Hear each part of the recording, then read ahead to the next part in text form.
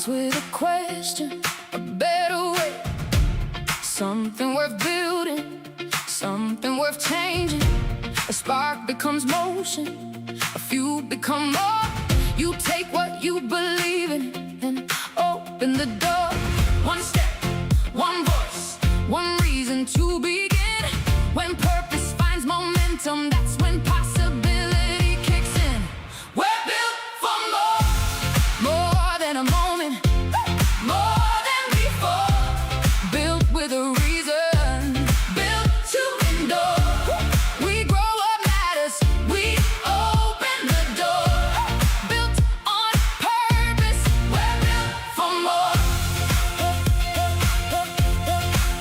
Oh yeah, turn waste into value, turn barriers around, put power in places where hope can be found. Bring capital closer, bring new voices through, make room at the table for something new. One dream, one chance, then somebody believes. And when we build together, there's more that we can achieve. We're built for more than a moment, more than before. Built with a reason, built to endure. We grow what matters, we open the door. Built on purpose, we're built for more. We're built for more. We're built for more.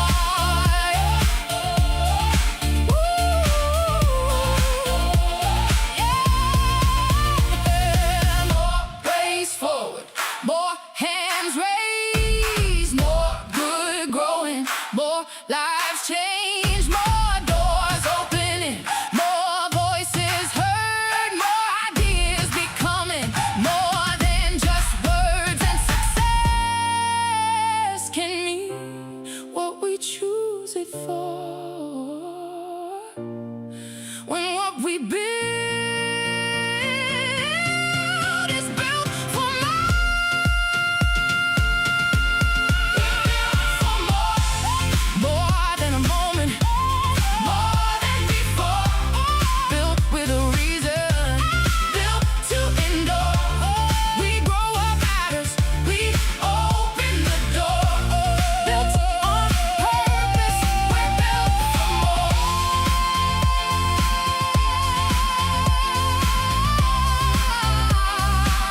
Built for more.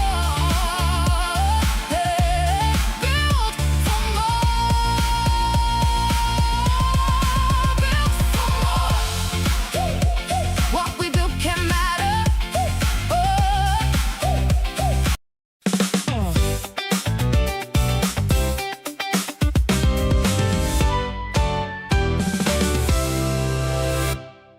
Raising capital, it's not just marketing. It's securities law. Most deals, they don't fail because of the returns that are offered. They fail because of compliance mistakes. And that's what we do Every day, we help entrepreneurs raise money the right way. before problems ever start. If you're raising capital, Talk to crowdfunding lawyers first.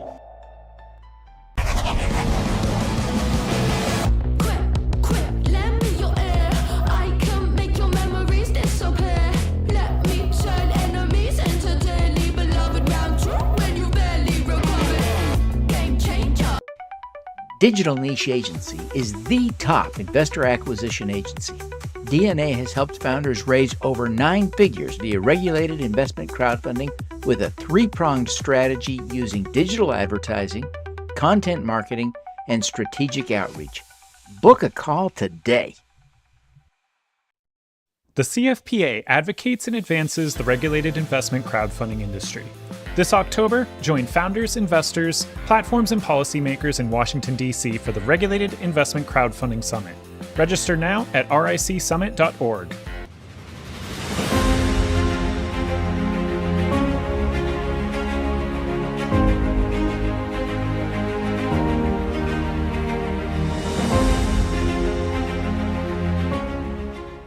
Behind today's biggest crowdfunding raises. The leading CPA firm for Reg CF, Reg A, and Reg D compliance. Trusted. experienced, set apart.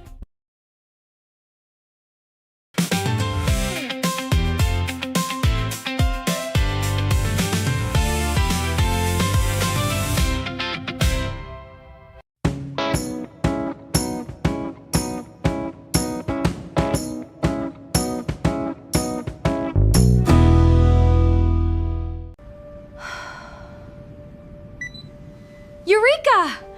How can I save money on a patent? That's it. Menlo Park Patents.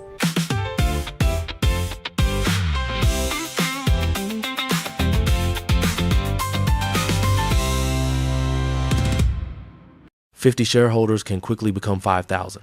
One raise can get you there. An equity stock transfer is built for that scale. Learn more at equitystock.com.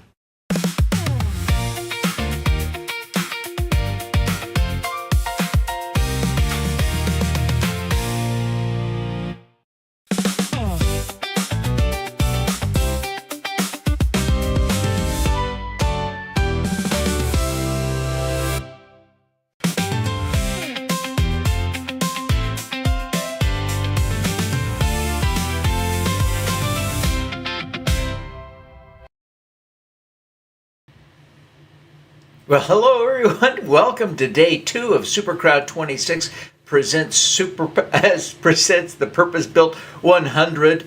I haven't had enough caffeine yet to get the day going. Forgive me. Yesterday was such a great day. We had such amazing content. You know, we had some of the most interesting panel discussions. Holy Toledo. We had some inspiring speakers. The day was just interesting, start to finish. Even Ben Franklin made an appearance. It was really a something kind of day.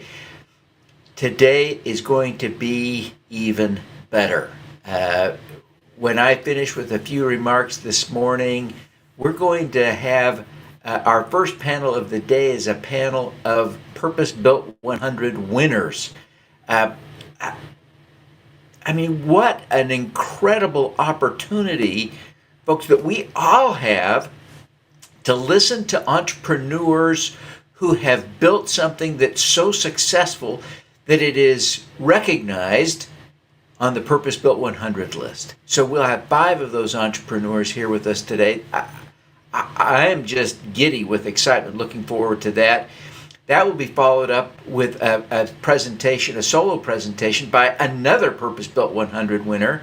Then we're going to have a panel discussion about what scales and what doesn't.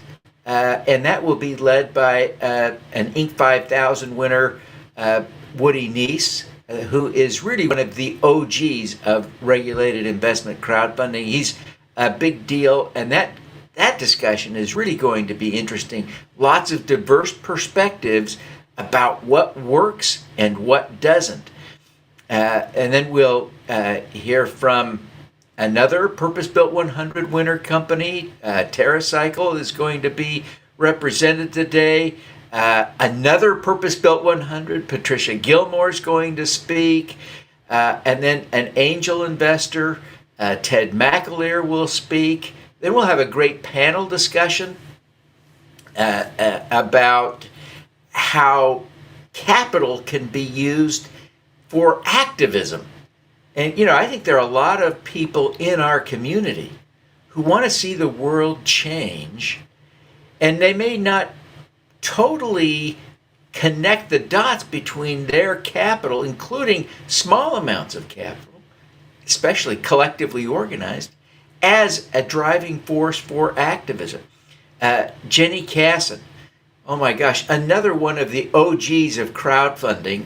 She's a big deal. She was there with Woody, with Michael Schumann at the White House for the signing ceremony. So we'll have 3 people on our program this week who were at the signing ceremony for the Jobs Act that created the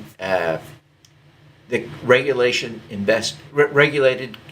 crowdfunding. I mean, this is kind of a big deal, and I'm thrilled. Another Purpose-Built 100 winner will then speak, Ann Carlson. Brian Belay, the president of the Crowdfunding Professional Association and chief technology officer of King's Crowd, will join us. Then we'll have a panel of angel investors. I'm excited about this panel discussion, because what I see is that it's easy to talk about what investors want, but it's especially illuminating when the investors tell us themselves, right? So you don't want to miss that. Then another Purpose-Built 100 winner. We'll have our live pitch this afternoon.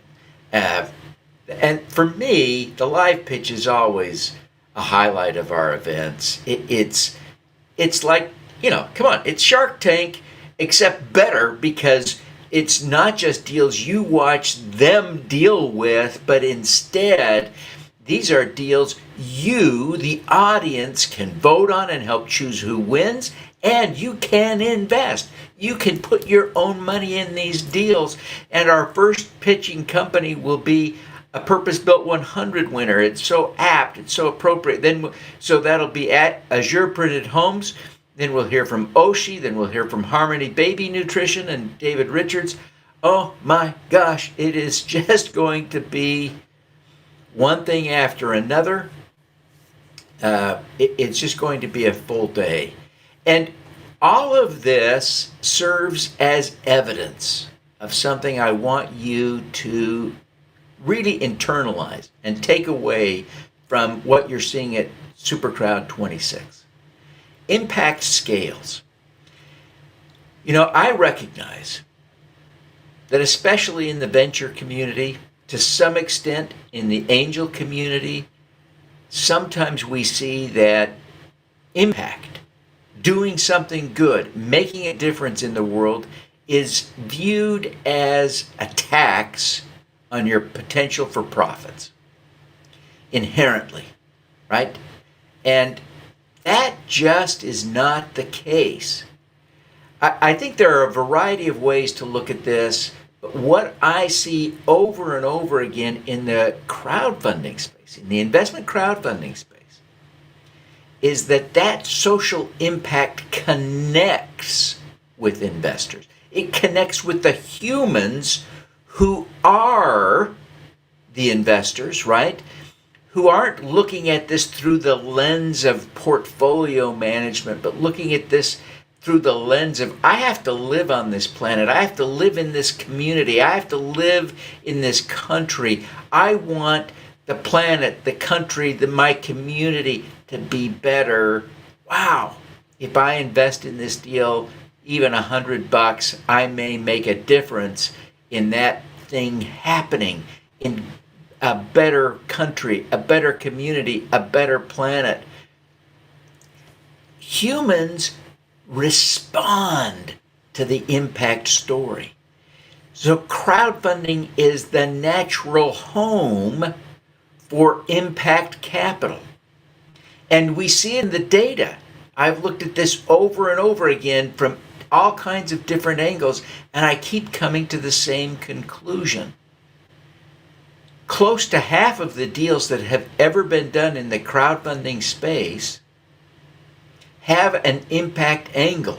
There's either a health impact, a climate or environmental impact, or there is some other social enterprise aspect to it, or fundamentally the founder is a woman, and many impact investors screen only for that. They are looking to back women. That's a reasonable impact investing thesis. The same with other underrepresented founders, right? So when we look at the number of underrepresented founders and women raising capital in crowdfunding, and the number of social enterprises, the climate, the health, all these things, what we see over and over and over and over again is that impact scales, right? That impact message resonates with the crowd as a capital source. And it becomes something you can leverage and take advantage of. It isn't a limiting factor. And for me, That's pretty exciting. That's why we're here. And the Purpose-Built 100, oh my gosh, how many times as I was going through today's agenda did I say that we were going to be hearing from another Purpose-Built 100 winner? I think we have something like 10 on the program today. I hope you can connect the dots. I want you to be able to see impact scales, right? And that's why we're bringing you the Purpose-Built 100. Tomorrow, we'll be ranking that 100 company list. And let me be very clear. Number 100 on that list is our first winner. There are no losers on this list. First winner, right? Every company on this list is a winner. That is the official designation we give them, and I mean that from the bottom of my heart. We have screened thousands of companies across public data and across the applications we receive to choose the 100 fastest growing purpose-driven businesses in America. This is no messing around. And what we're seeing is that every company on this list does something that makes the world a better place. Every single company on this list, and every single company on this list is growing rapidly. I want you to be able to help us not only see, but share this message, right? The fact is, impact scales. That isn't a hypothesis, it isn't a theory, it is a fact. Impact scales magnificently. I'm excited now to get the day started. We've got a phenomenal panel of just extraordinary people, representative of the winners, and it's going to be moderated by a woman I think of as a friend, Sharon Samjik Singh. She is opening our second day. She's a leader who spent 25 years commercializing technologies that other people could not get to work. She is the most impressive CEO I have ever come to know. She is amazing, and you get to hear from her today. She'll lead this. She's the CEO and co-founder of Healthcare Originals. It's a patent holder in both sustainability and healthcare, and one of fewer than 3,000 people in the world to holding a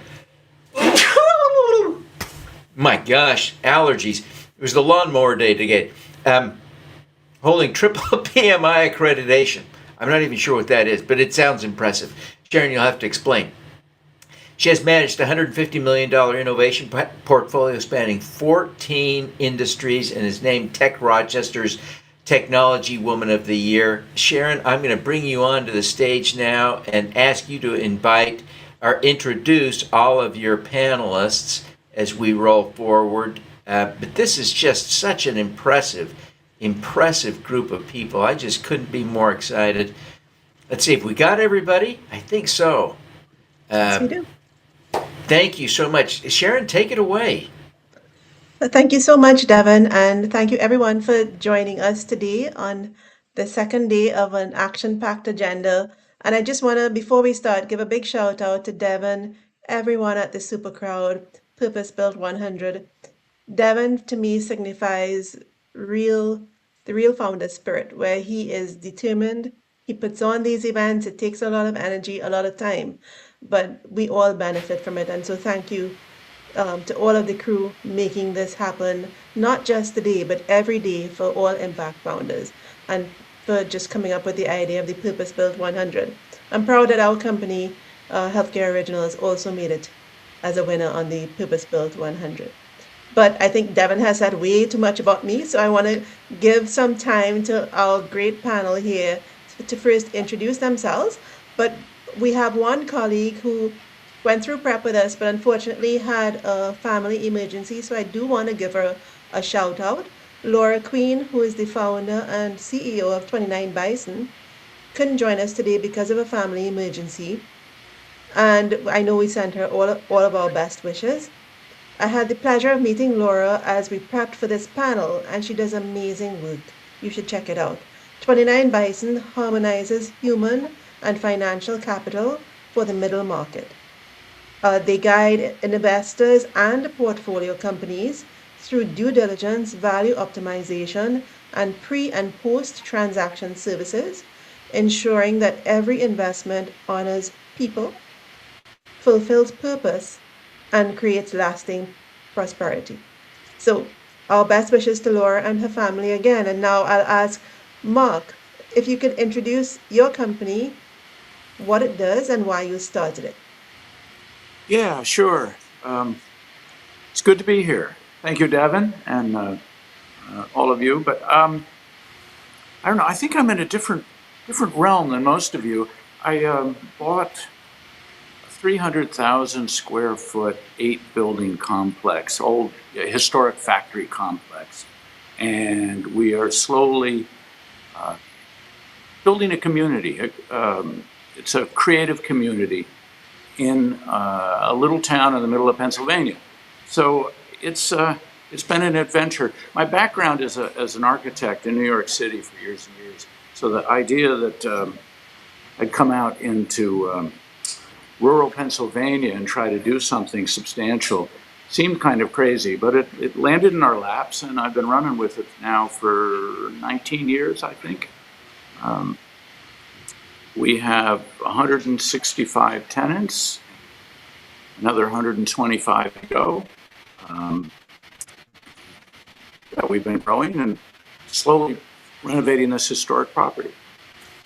And what made you want to start this company, Mark? For instance, I started mine because of my experiences with respiratory disease, which sucked. What about you? What made you want to do this? As an architect, I'm a consultant, and I offer advice to my clients. And the more experience I got, the more frustrated I got that many of the clients weren't listening. I finally said, all right, I want to be my own client. I'll make my own mistakes, and I can go to bed at night and wake up in the morning and take care of them, but I didn't have to deal with clients. So that was kind of the motivation to become a developer. I went to the dark side in a sense.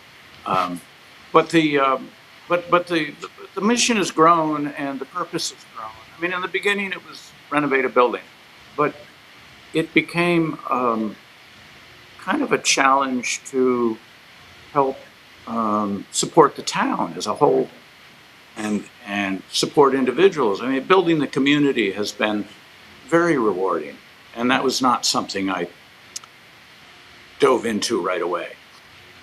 All right. Thank you. I think we may have to mute somebody in the background. I think it may be Devin. Jesse, tell us about what Caladris does and why you started it. Yeah, so Caladris Therapy, we're a mental health practice. We provide mostly in-person therapy across socioeconomic, while also making sure we have really good working conditions for our staff, benefits, paid time off. So I kind of started Caladris under duress. I did the paperwork on maternity leave, and my original goal was truly to see a few extra clients and pay off my loans faster. And then while I was on maternity leave, 80% of my team up and quit from lack of support from management. And then I also did not receive that support. So I left 2 weeks, and we have grown so fast. It was just me for the first 18 months. And then I also wanted to extend what I'd created for myself to other people. So I started hiring. All right. Tamara, tell us about My Panda. Yes, thank you. Thank you for having me here. It's very exciting to be a part of this group. My Panda is an acronym. It stands for the Personal Assistant Next Door app. And I started it, I was a single mom running a business and had a lot on my plate. I did not have a community around me. I think a lot of us can relate to that and just don't have the time to get all that laundry folded and put away, and the dishes and the stupid dishwashers never emptied. And so I really just kind of came up with the idea that there's a lot of people around us that are doing gig work and have little bits of time, and they live in our communities. And if we just found a way to connect those two groups of people, the people that had the time and a little bit of a desire to help, and then the people like me and probably like a lot of you who do not have the time and need the help. And so that's what we did with My Panda. And people can either find us just by downloading our app as with our straight B2C approach, or we also partner with companies and organizations to allow them to provide our services as a support for their employees. So it really helps with burnout and stress and whatnot. That's fantastic. Thank you, Tamara. And Lisa. Yeah, so I run a company called Kuli Kuli Foods. I started this company actually 12 years ago as a Peace Corps volunteer. So I was in a rural village in Niger, West Africa, living off a diet of mostly rice, and felt like I wasn't getting the right nutrients. So I asked some women in this small village, what can I eat to give me more vitamins, give me more minerals, give me more energy, more protein? And they pulled these leaves off a tree. Turned out it was a moringa tree. I started eating moringa and this little Kuli Kuli snack that they recommended, and it totally transformed my health. And I realized that there are so many plants that are eaten all over the world, kind of ancient wisdom, functional medicinal plants that just haven't made it here to the US. And so Kuli Kuli partners with small farmers across Africa and India to translate these amazing functional plants into modern wellness products. So we sell capsules, powders, and gummies in 11,000 stores across the US. You can find us everywhere from Walmart to Whole Foods. And in doing so, we're able to source directly from small farming communities, and we reinvest 10% of our profits back into community-led projects. So we funded everything from solar power to power an entire village in Mozambique to clean drinking water for 800 school kids in Uganda. Food that's good for you and is good. That's amazing. Well, thank you all very much. I think what we're hearing, the common thread really epitomizes entrepreneurs. Everybody here had a problem and just decided that nobody else was fixing it in the right way, so we needed to fix it. And that's always amazing when we think about what we want this panel to do in terms of inspiring others on their entrepreneurial journey. If there's a problem, there's really absolutely no better person to fix it than the person who's most frustrated by it or comes up with the solution. So the time is now if you're thinking about something and have an opportunity to fix a problem that a lot of people have. And I'd like to ask, Devin talked about the Purpose Built 100. I think I know we're all honored to be honored on that, a winner on that list. What does that mean for you? What does being on the Purpose Built 100 mean for you, Tamara? Well, I think what Devin was saying in his comments earlier about how oftentimes if you're doing something good and helping people, it's just sort of seen as care work. And as we know, care work is not valued in our economy as a general rule. And so to have somebody to actually say what you're doing, we value it and we understand how it can make the world a better place. It's really rewarding. And I want to make a lot of money for sure, and we are growing, but really my number one goal is to help the world be a better place and help people live better lives. And so it's really just an honor to have someone just acknowledge it, and it kind of gives you, it sort of validates a little bit what we're doing from an economic perspective. Great. And Lisa? What does it mean for you? Yeah, I think it's amazing to be part of a group of entrepreneurs that aren't just starting a company to make money. They're starting a company that makes money and makes the world a better place. And so, I've been fortunate over the 12 years that I've been running Kuli Kuli to get a lot of awards, but I think the awards that have the most meaning to me are awards like this that really recognize the purpose behind our business, because that is fundamentally why I started this company, and that is the thing that I am most proud of how we've built it. All right. And Mark? Did you say Mark? Yes, I did. Yes, hi. Yeah, this is interesting. I've not gotten a lot of awards over the time. In fact, it's been a struggle to get recognition and acceptance in this town. It seems to be very provincial, and so this is this is the first time anyone's actually taken great note and in a positive way, and it's hugely, hugely helpful. But for me to just be able to talk about it and carry my shoulders a little higher has been really helpful, frankly. And yeah, I look forward to continuing to change this town, and I really hope our project can become a model for other smaller towns throughout, the Rust Belt, frankly. And that's my goal, and maybe this is the first step towards that. And Jesse, I remember you had an amazing take on this when we were talking. Yeah. Oh, now I'm not sure. I think it's been incredibly validating. I'm with Mark. I've not gotten a lot of awards, and I think I was fairly isolated.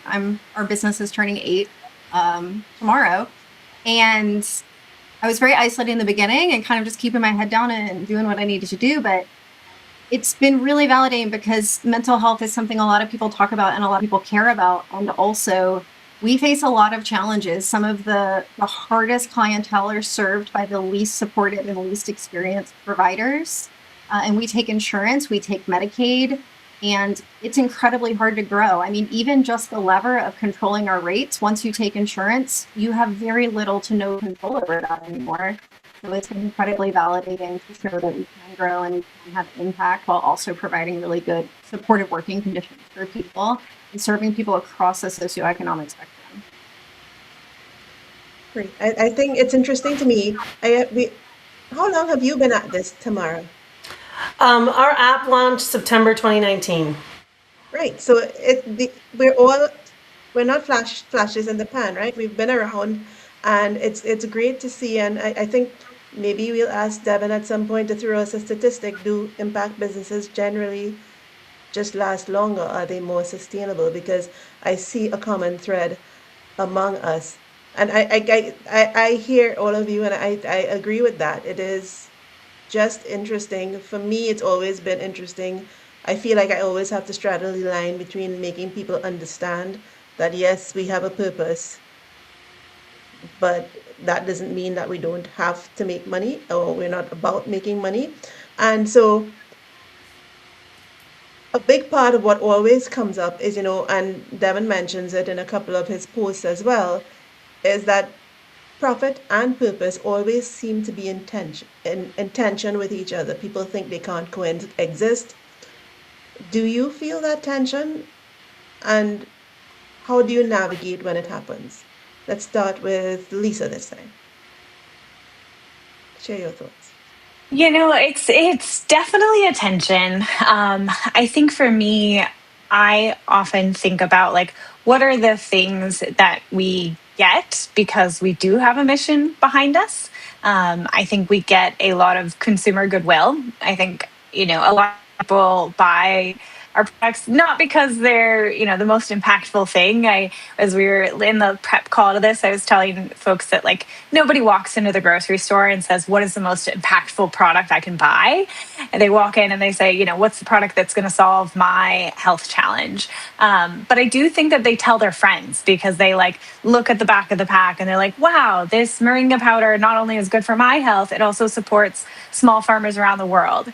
And so I think there are benefits in that respect. I also think Cooley has been very fortunate in that we've worked with a lot of mission-aligned investors and also mission-aligned debt partners, and that has really fueled our growth. And those folks are behind us because of our mission, not in spite of it. And so I think that is a really important thing for folks to consider. We've also done a lot of crowdfunding, so I agree with Devin that that's a fantastic way for mission-driven businesses to grow. But I think it doesn't have to be at odds. You don't have to choose between purpose and a profitable scaling business. If I've learned anything over the past 12 years, that the purpose actually fuels the growth if done well. Jesse, what's your experience been?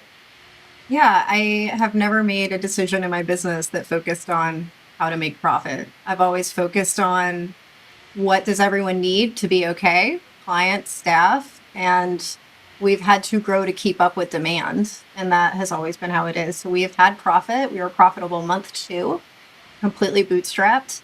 But it was never about profit. It was always about giving the best experience to everyone. And it just happened. Mark.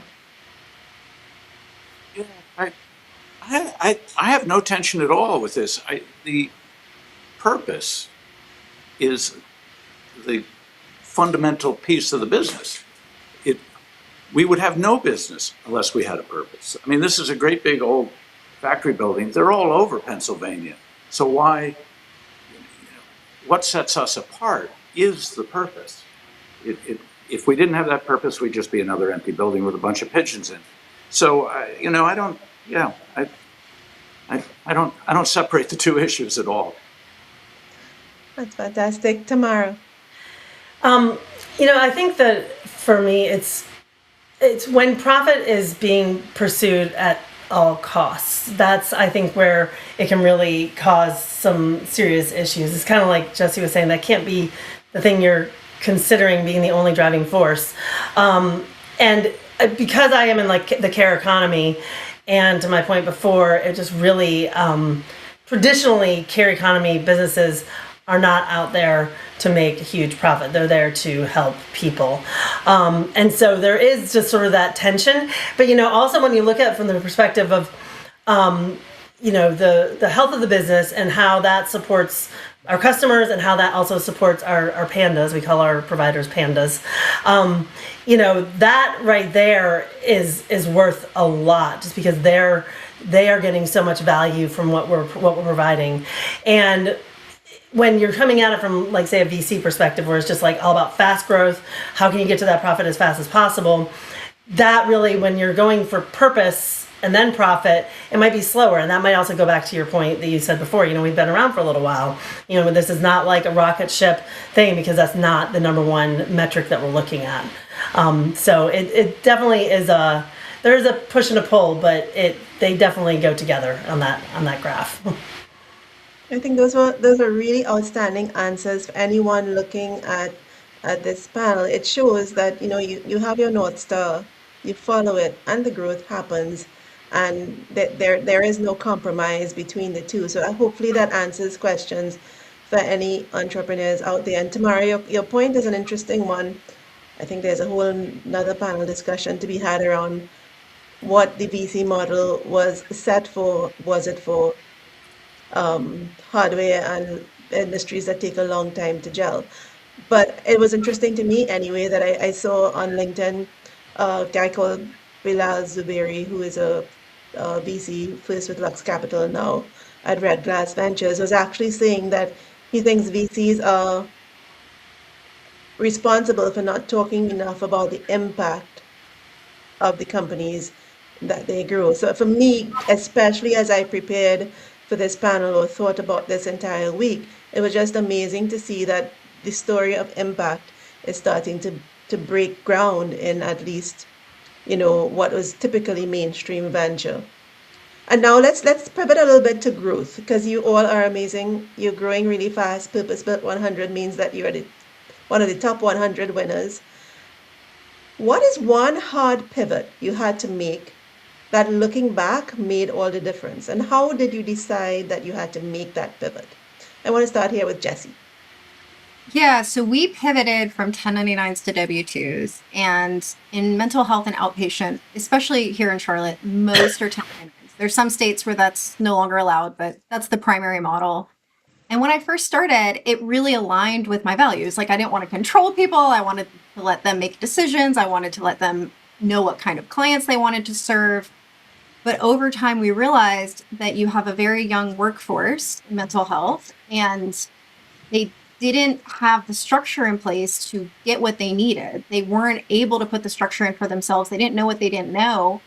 And we actually would see them, with all the power in the world to say no, burning themselves out at a fairly rapid pace. So we were like, we have to control them, but just a little bit for their own good, make them take time off. We send people home from work when they don't need to be there. And we are in a helping profession, social workers. We don't come into this field typically motivated by money. That would be concerning if you did. And then, so we have to tell them, like, this is not the time to sacrifice yourself. This is the time to go home. So, and it's been an adjustment, getting benefits on board, getting W-2, structure that supports the staff while also supporting, finance of the business, the health of the business. Because we do care about that. It's not so much about profit, but the health of the business to make sure that everyone's healthy. So if someone does have to go out for 3 weeks for a personal need and they're not good to seek this, they don't have to worry that their job's not going to be there when they get there. Absolutely.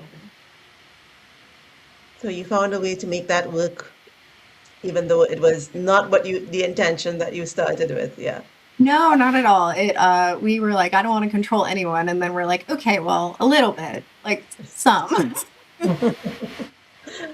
And Tamara, what was one hard pivot that you had to make? For us, I think I mentioned that we launched in September 2019, which was just a few months before a very big month of March 2020. And so we were, 6 months in, and we were going into people's houses, doing laundry and doing their dishes. And it was a big pivot because we could have very easily just been like, okay, wait a minute, we just need to stop. But we saw the need of all of our customers now wanted like contactless delivery and errands. And so we changed our app to offer those sorts of things. I had to get a whole new crew of pandas because the people that I had been on as pandas tend to be some older people that were semi-retired or, people that had kids that had just gone to school, and those people were not wanting to go out. So we had to find then like generally younger single people that just were on their own and were going to be willing to have a little risk. So there was so many different points in that we had to pivot so many different parts of the business.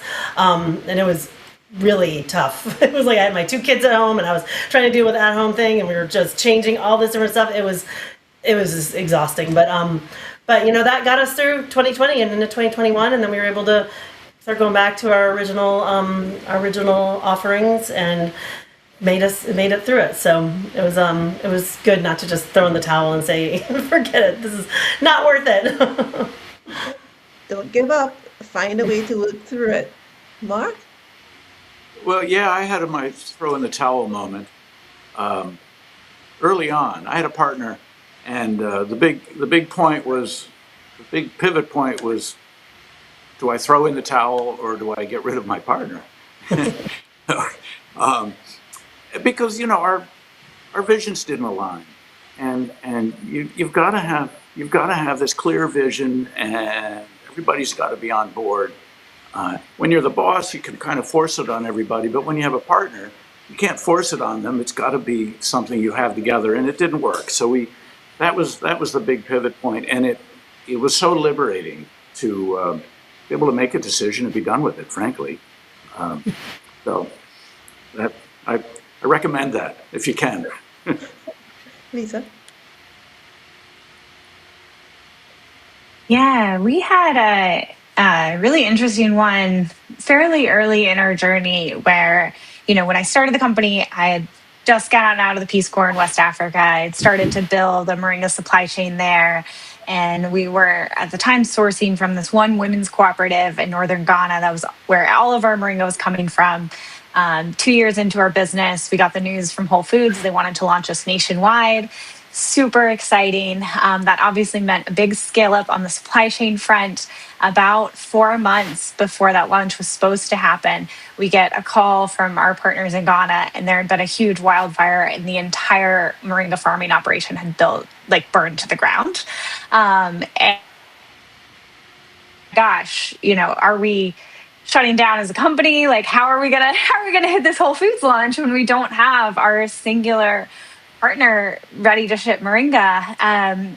And we had this kind of big internal debate of, so much of our brand at the time had been built around women in West Africa growing this moringa. And I was like, I don't know that, can we get it from anywhere else? And we ended up really the goal for Kuli Kuli was, how do we source these climate smart crops directly from small farmers, invest in those grower communities, and bring these amazing functional plants here to the US. And that didn't have to be specific to one small, region. And so we found this family farm in Nicaragua that miraculously had a fair amount of moringa on hand, was able to deliver in time. We just barely made that Whole Foods launch. And it was a big moment where we sort of learned the hard way that we can't be overly dependent on one small farming operation. As much as we loved telling their story and the impact, we now talk more broadly about sourcing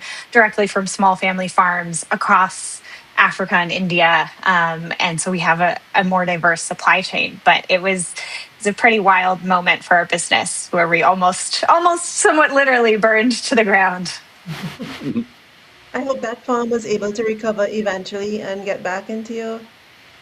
Yes. So we do, we've been partnered with them for over 10 years. So we still source from them today. And it took them a couple years to get back on their feet. We gave them a 0 interest loan to help them get there, but they are still partners to this day. That's very cool. And it's great to hear that. So this is interesting. I'm interested to hear this one particularly. What are 2 things that have surprised you about growth? Perhaps one good surprise and something else that maybe wasn't as welcome. Mark? Yeah. It's straightforward in a way. The big surprise for me was the amount of local support directly into our tenants are almost all local. The original idea was that we build these inexpensive studios in this beautiful countryside and attract New York and Philadelphia small businesses and entrepreneurs and artists, frankly. But they didn't come. As my good friend said, you're neither there, and all you have is an empty building. Why would they come to your empty building? But what has been the big surprise is that the building has been filled up with local folks.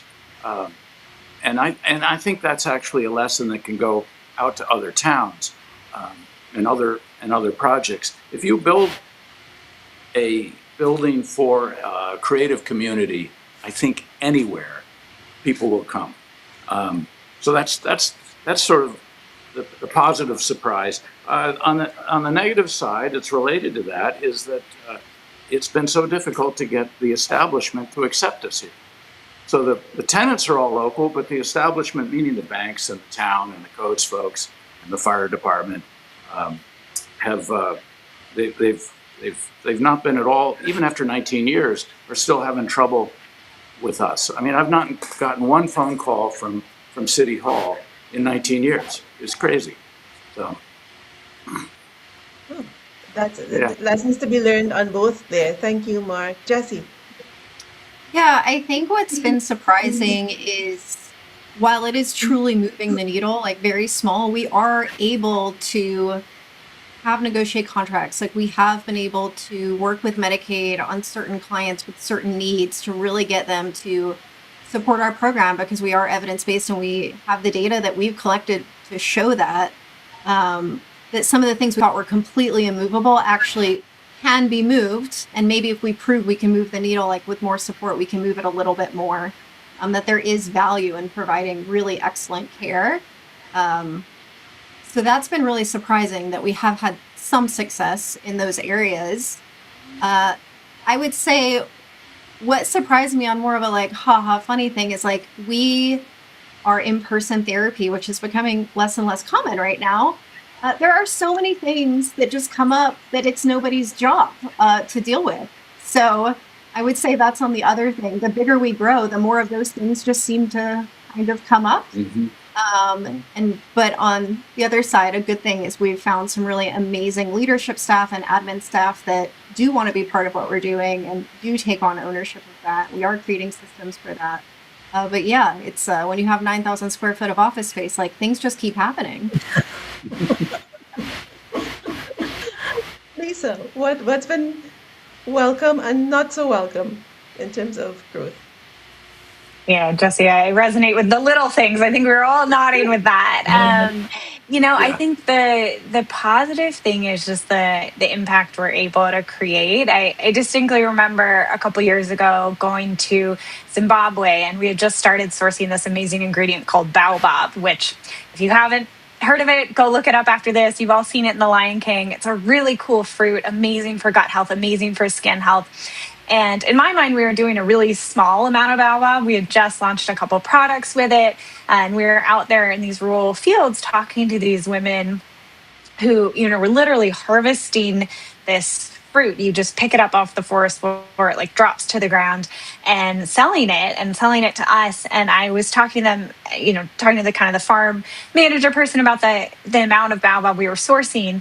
And in my mind, it was a really small amount. And in his mind, it was life-changing. And that was just a really cool moment where I started to realize that, we're not the biggest company in the world, but our market power to kind of move the needle on some of these climate smart superfoods that just hadn't made it to the US before is huge. And the impact we can have on those communities is huge. I think the downside of growth, and one of the things that, transparently, we are in the middle of struggling with this, is that you often require some changes on your team to get to the next level. Like, we've been thinking a lot about the people that got us to 5 million weren't the people who got us to 10 million. The people that got us to 10 million aren't the people to get us to 100 million. And it can be really, really hard. Those are the conversations that keep me up at night. But I also think sometimes your job as a CEO is to be the person that has those really hard conversations and really, really is 100% focused on like, what does the business need? And I believe so strongly in, no market, no mission. And so we got to go out there and create that market and grow that market so that I can have more amazing conversations with, women under a baobab tree in Zimbabwe. That's amazing. Thank you, Lisa. Tamara, what stood out for you both? Yeah. Welcome and unwelcome.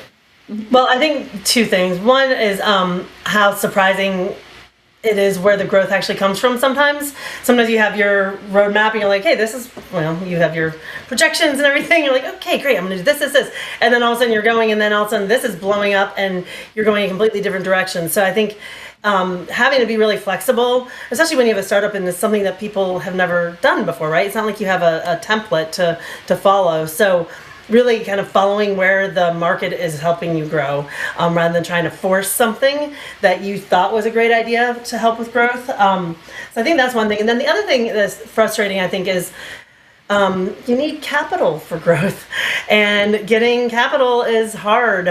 So a lot of times it's like, we have one tech thing we want to do, and it really will help us in so many different ways. But we need to raise some more money before I can do that. And so that sort of like push and pull is really hard, particularly, with the struggles that purpose-built companies tend to have by accessing capital from investors. So, so those are the things that struck me. That's great. And thank you all for being so transparent around the things that you're struggling with. And I think that resonates, a little bit of what you said resonates with every single person on the panel. Really, really, truly. And it's great to know for people listening out there, thinking about starting their purpose-built companies and how you get to be as successful as you guys obviously are, what it takes and what might be some of the surprises along the way. So you have kind of already answered this, but I do want to make it really explicit. So I'm going to ask the question. Do you think you need to be more resilient as a purpose-built founder, or does your purpose make resilience easier? Jessie. I definitely think you have to be more resilient because the solutions always have to prioritize whatever the purpose is and has to work within the confines of what it is. Like when we switched to W-2s, we lost profit, we lost cash flow. It was expensive, and the hope was that now we have people who are more supported, can take time off, are giving a better experience to clients, and will last longer, not just with us, but like in the field in general. And that we're also modeling to them, like, this is how you should be treated. Like, if you want to go work somewhere else, they better treat you at least as well as we. So I think it definitely was harder in the short term, but we've been very happy with the results that we've gotten from that transition. Lisa.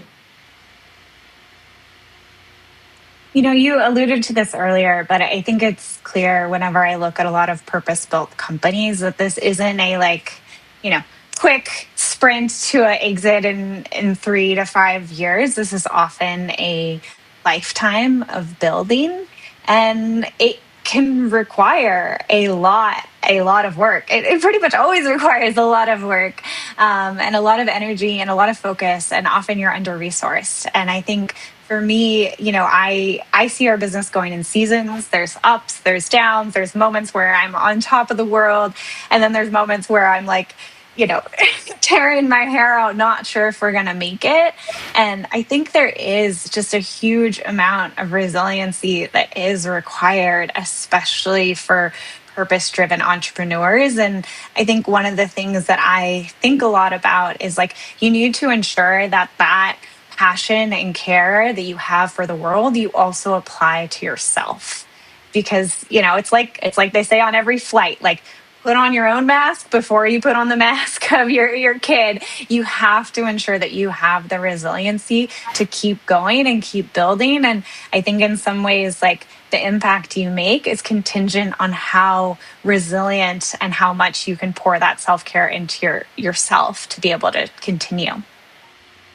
That's really valuable insight. Mark, what are your thoughts? Yeah, I don't know. This is the first time I've built a business from scratch, and I don't know how to measure it more or less resilience required with any other business. I think every business is difficult, frankly, and when you overcome the difficulties, you become resilient and you make a success of it. Otherwise, you're gone.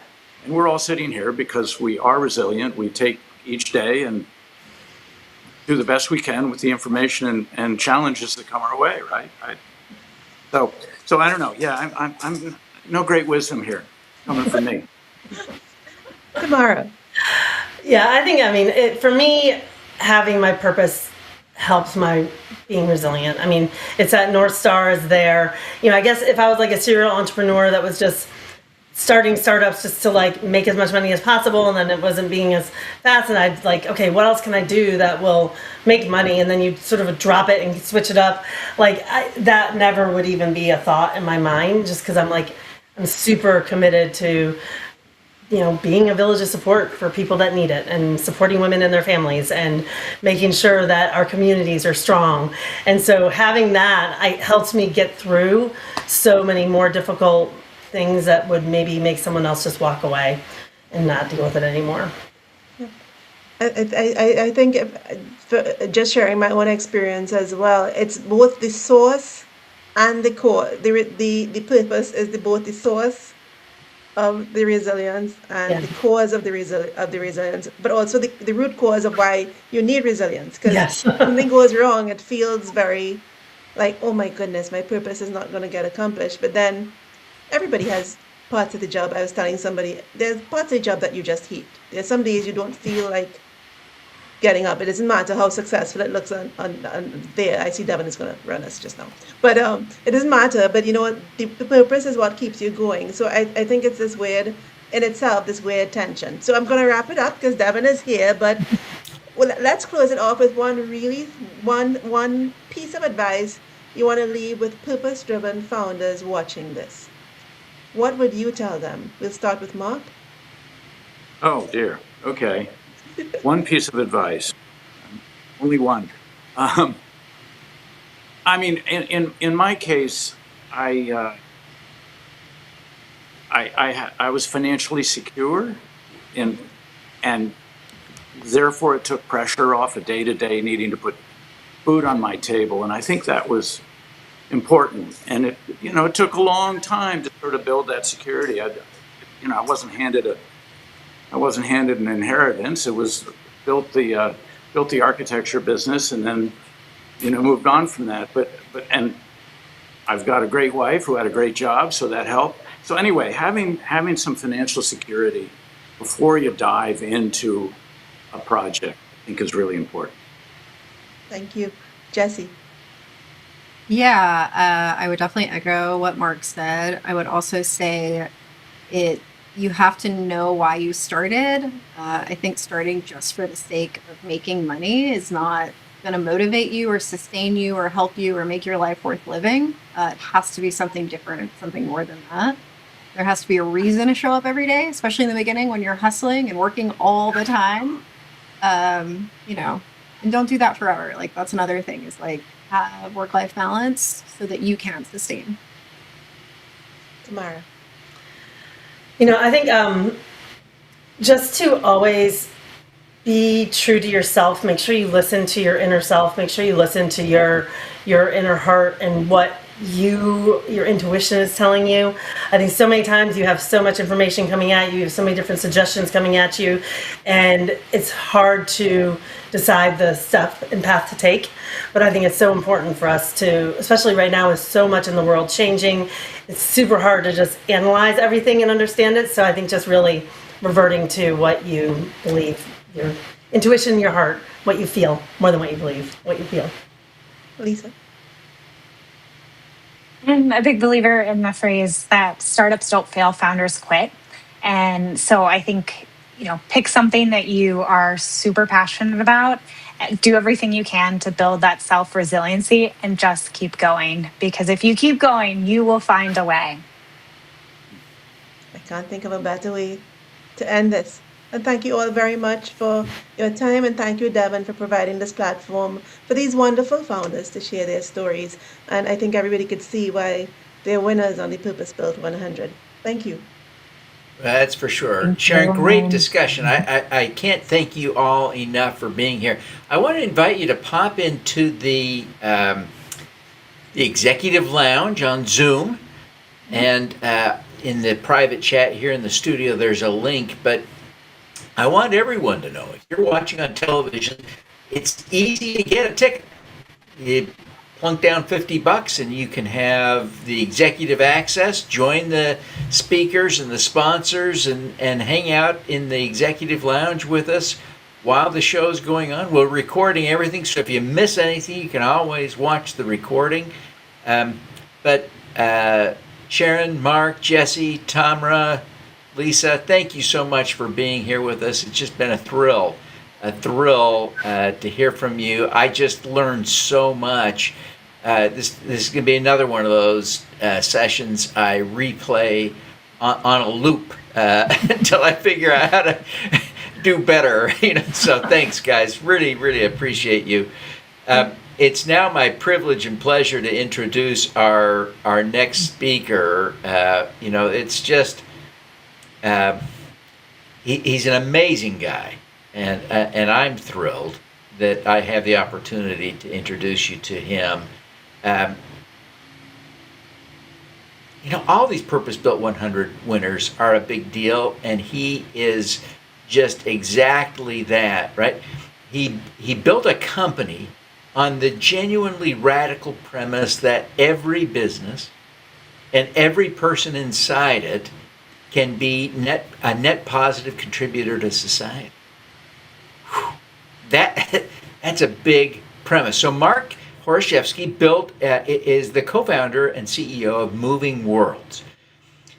It's a platform that matches professionals to social enterprises around the world for skills-based experteering. And working with major companies, Moving Worlds has supported thousands of professionals and impact organizations across more than 100 countries. He's here to tell you the tension is the point.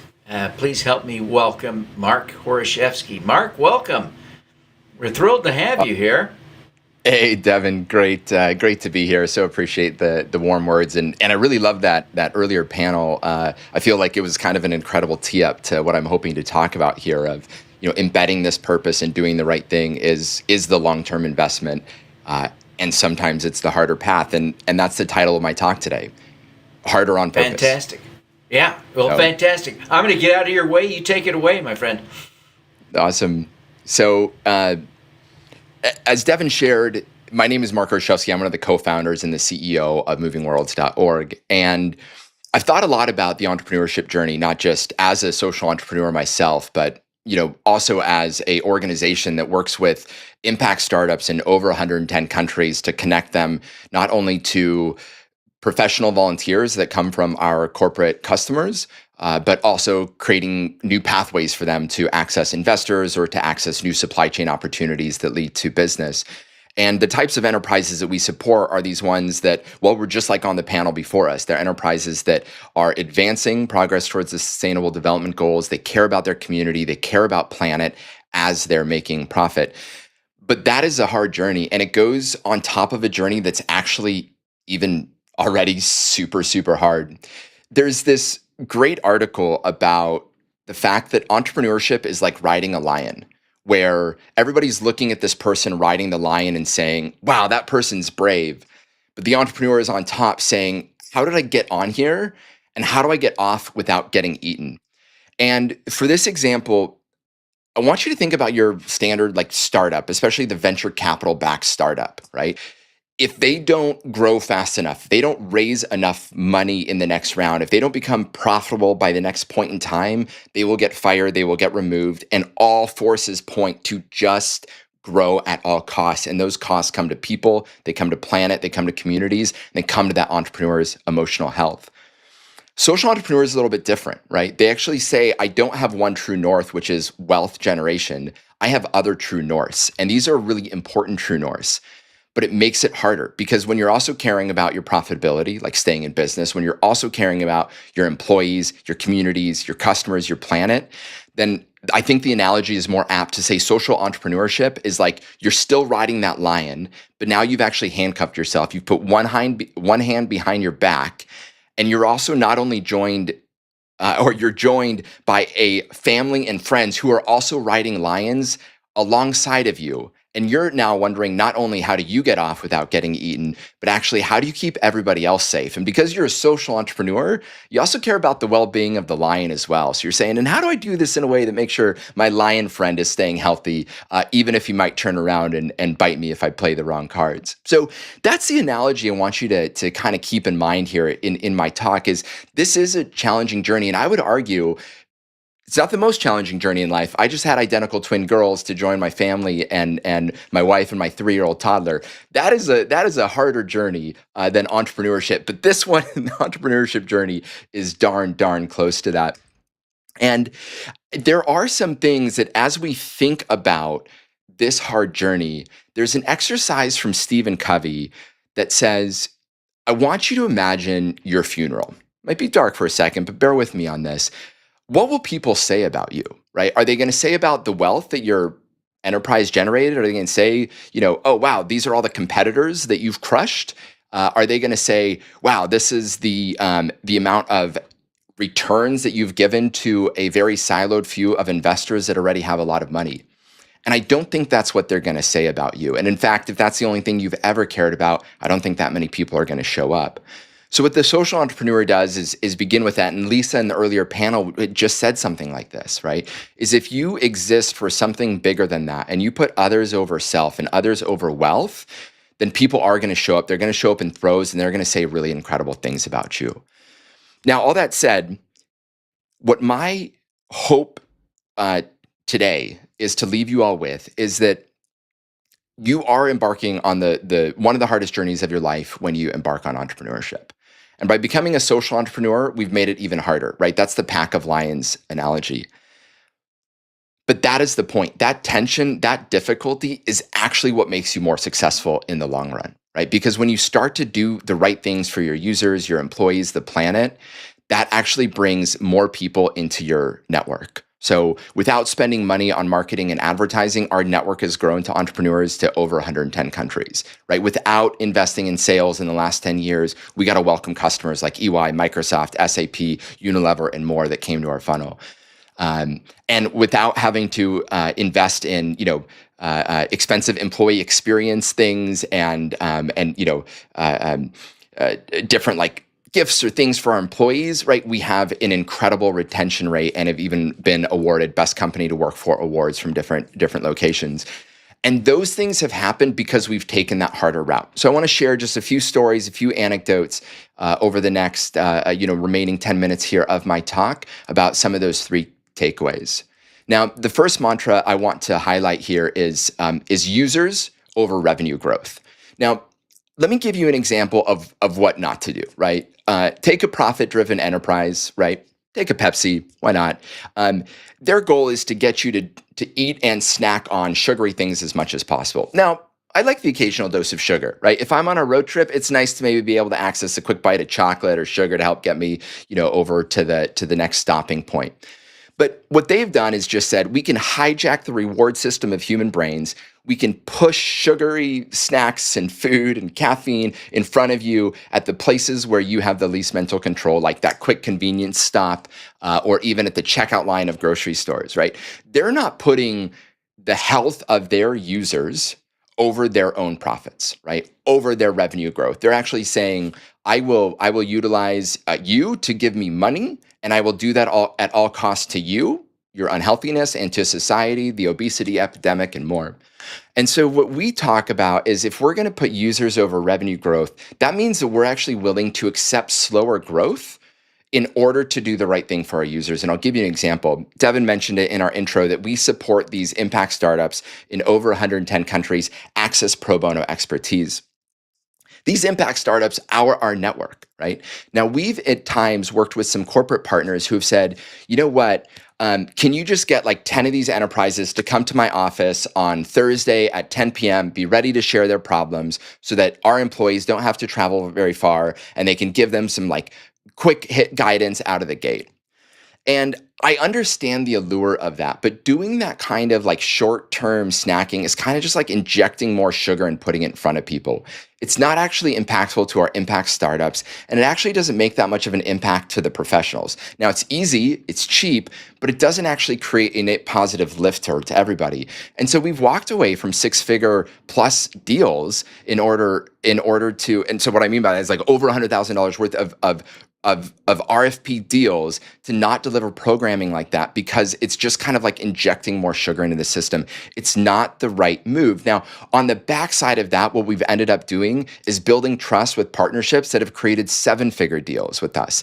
And so I think that's the long-term goal. It was really hard to turn away that short-term revenue, but it's what created these bigger opportunities for us into the future. So revenues over growth. Now, the next lesson I want to talk about is planet over profits. And I'll be honest, if I were to like really step back and audit my organization, this is one of the areas that I'm still the most insecure with. I don't think we're doing enough here. Now, what we have started to do is look at things like our AI usage or look at our travel to say, is this worth the cost? And is this worth the carbon in order to get this right? Right? We have turned down invitations to Davos because we didn't feel that just like circling with rich people and senior decision makers were actually in service of our immediate business objectives and our immediate like partnership needs, and they weren't in the best interest of our users. And that was easy to do, right? If we just said, wealth, we would take that trip, we'd burn that carbon, we'd go to that destination, right? But when you start to account for some of these things, right? We're a virtual organization. We have team members from India, across Europe, across North and South America. We are spread out. We're a virtual team. Our carbon footprint is low. Travel's one of our biggest, actually is our biggest carbon footprint because we need to go to these events to be with customers, to be with users.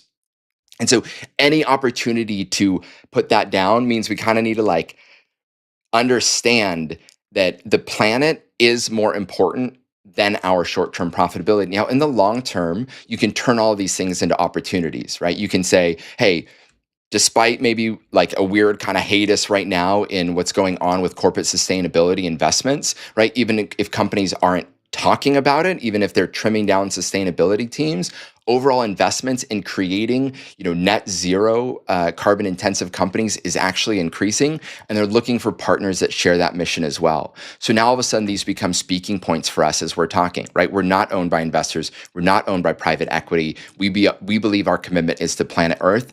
That makes us unique. Right? When we're talking to the other companies that care about this, we're able to earn conversations and earn business because they see us as long-term partners. Now, it's harder in the short term, right? We got to turn down that trip. We got to turn down that ego-stroking opportunity, but we got to do the right thing in order to make this work.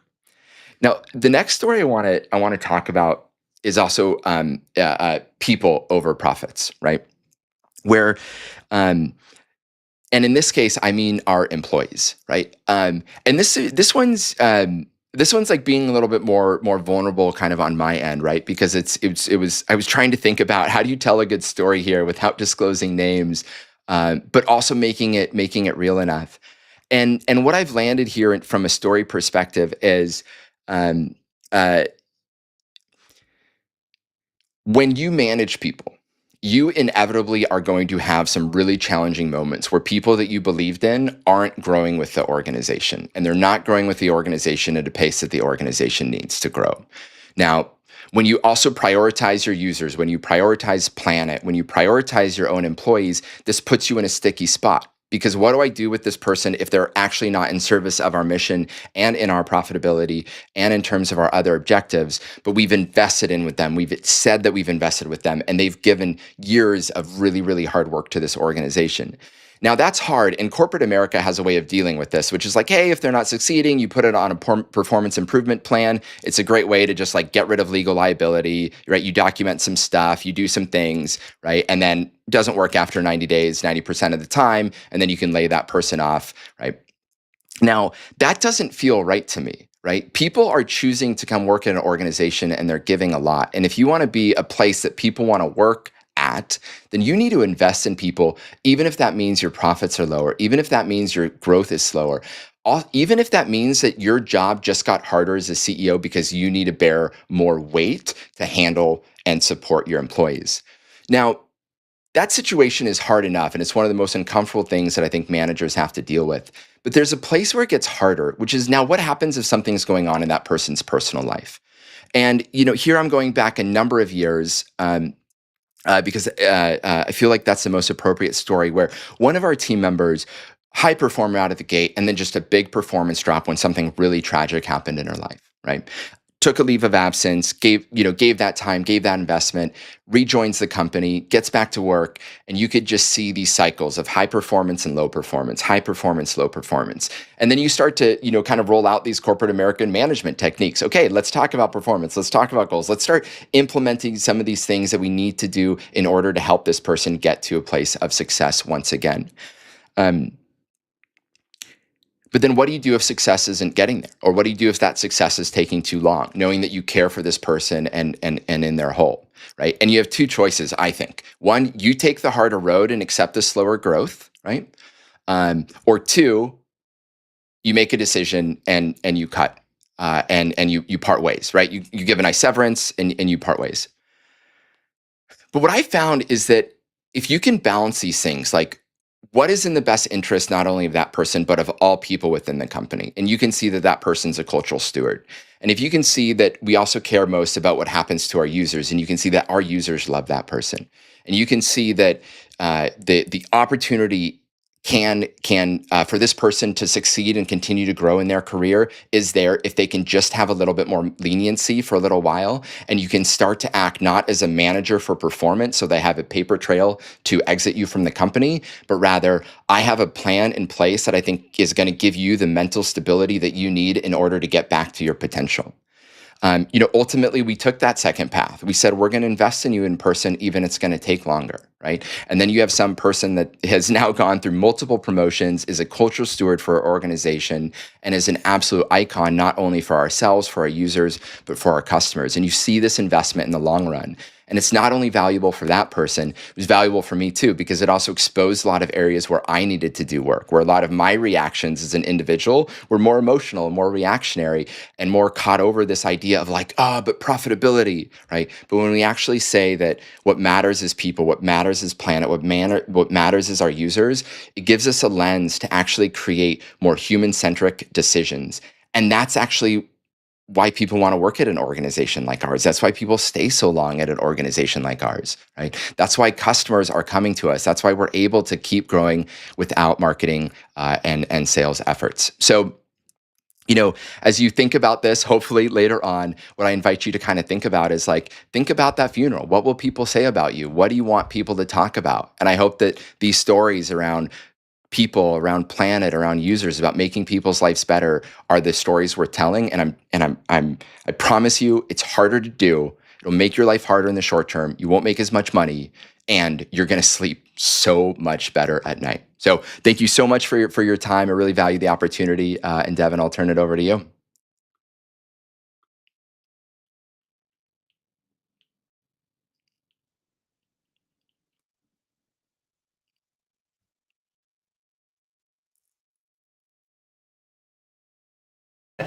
Sorry.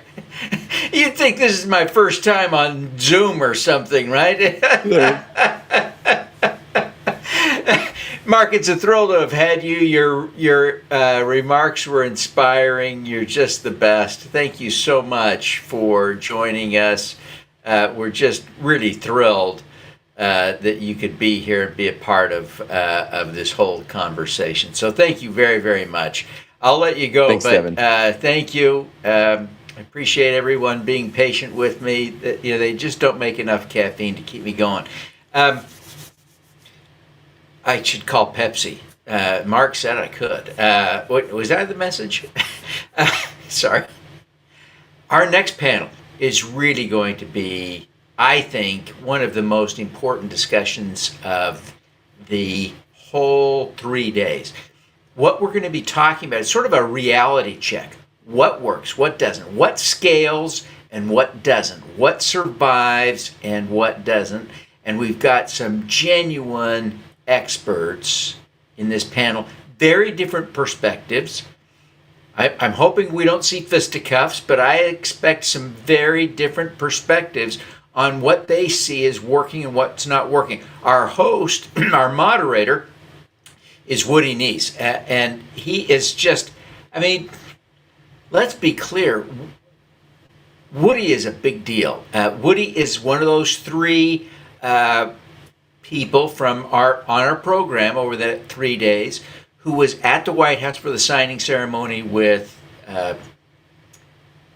for the Jobs Act with President Obama. He's a genuine big deal. He helped create regulation crowdfunding that, he's also a 3-time Inc. 500 winner. He's a big deal. Let me get Woody in the room. I'm going to stop talking about him so you can start listening to him because that's more important. But Woody, thank you so much for being here. We're just thrilled. You're going to make such a contribution in leading this really important discussion. I can't wait. Thank you very, very much. Well, thank you, Devin, and let's bring on the rest of the group. I think this is going to be a very interesting topic today. We're going to be talking about what scales when it comes to companies within investment crowdfunding. And this is a really, it's a topic that is, intimate to me in the sense that I really care about these companies that are raising money through investment crowdfunding because I want to see if they are built to last. And the Bureau of Labor and Statistics has a sort of a data point that says 50% of companies will be out of business within 5 years in the United States. Now, when I left the White House, I built a database that collects information on all of you wonderful companies raising money through investment crowdfunding. And I look at the survivability of these companies. So every year we look to see how many of these businesses are still around.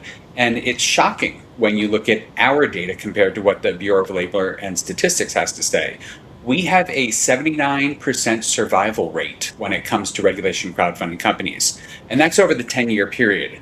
We break it down by cohort in all our data analysis with CClear. If you just go to cclear.ai, you can see all of our research and analysis there. But this is one of the points is these companies clearly are doing something right. The community that's backing them clearly sees something in these companies.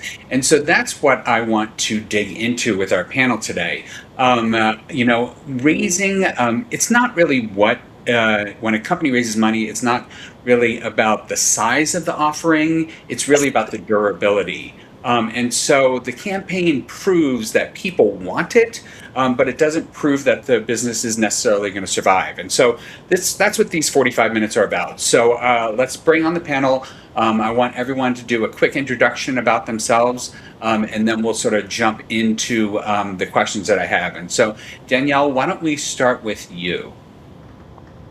Hi, good morning. I am Danielle Godfrey, and I am the CEO of Certified Accountancy Corp. We've been helping company review or audit their financials for the past 9 years. Okay, great. Thanks, Danielle. And Mark, how about on to you?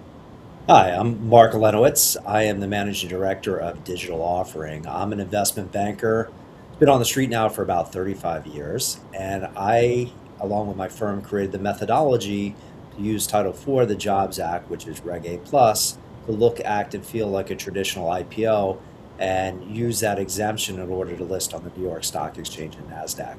So we've done the largest transactions on the street related to Reg A for listing. In fact, the only transactions onto the NYSE. Very impressive. Very follow you a lot and very love what you have done. So Jay, let's turn it over to you. Thanks, Woody. Hi, everybody. My name's Jay Goth. I'm with Redtail Capital. That's my own private investment firm. I'm an angel investor. I invest in early stage impact companies, so I love what Devin's doing here. And my whole thesis at Redtail is that innovation of itself is meaningless unless you do create that durable value that Woody was talking about. Okay, and Professor Allen. Aloha, everybody. I'm Professor Alan Tratner, and I helped found Earth Day. And on that occasion, we created the first pioneering impact incubator globally called Green to Gold.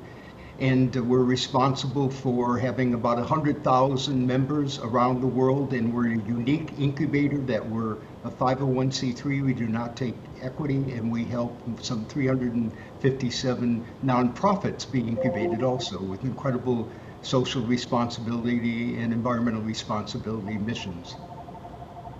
Great. Well, thank you, everyone. I think this is going to be interesting because we're looking at it from lots of different perspectives, from both the social good to your normal type of company. So it'll be interesting to get the take that we have on what it takes. Danielle, let me kick it off with you. If you look at these issuers that are raising money and you're looking at their financials, so you get to see, who they are, what they're doing, how soundly they're running, what do you think separates a company that raises and survives from one whose numbers looked fine, but the business didn't?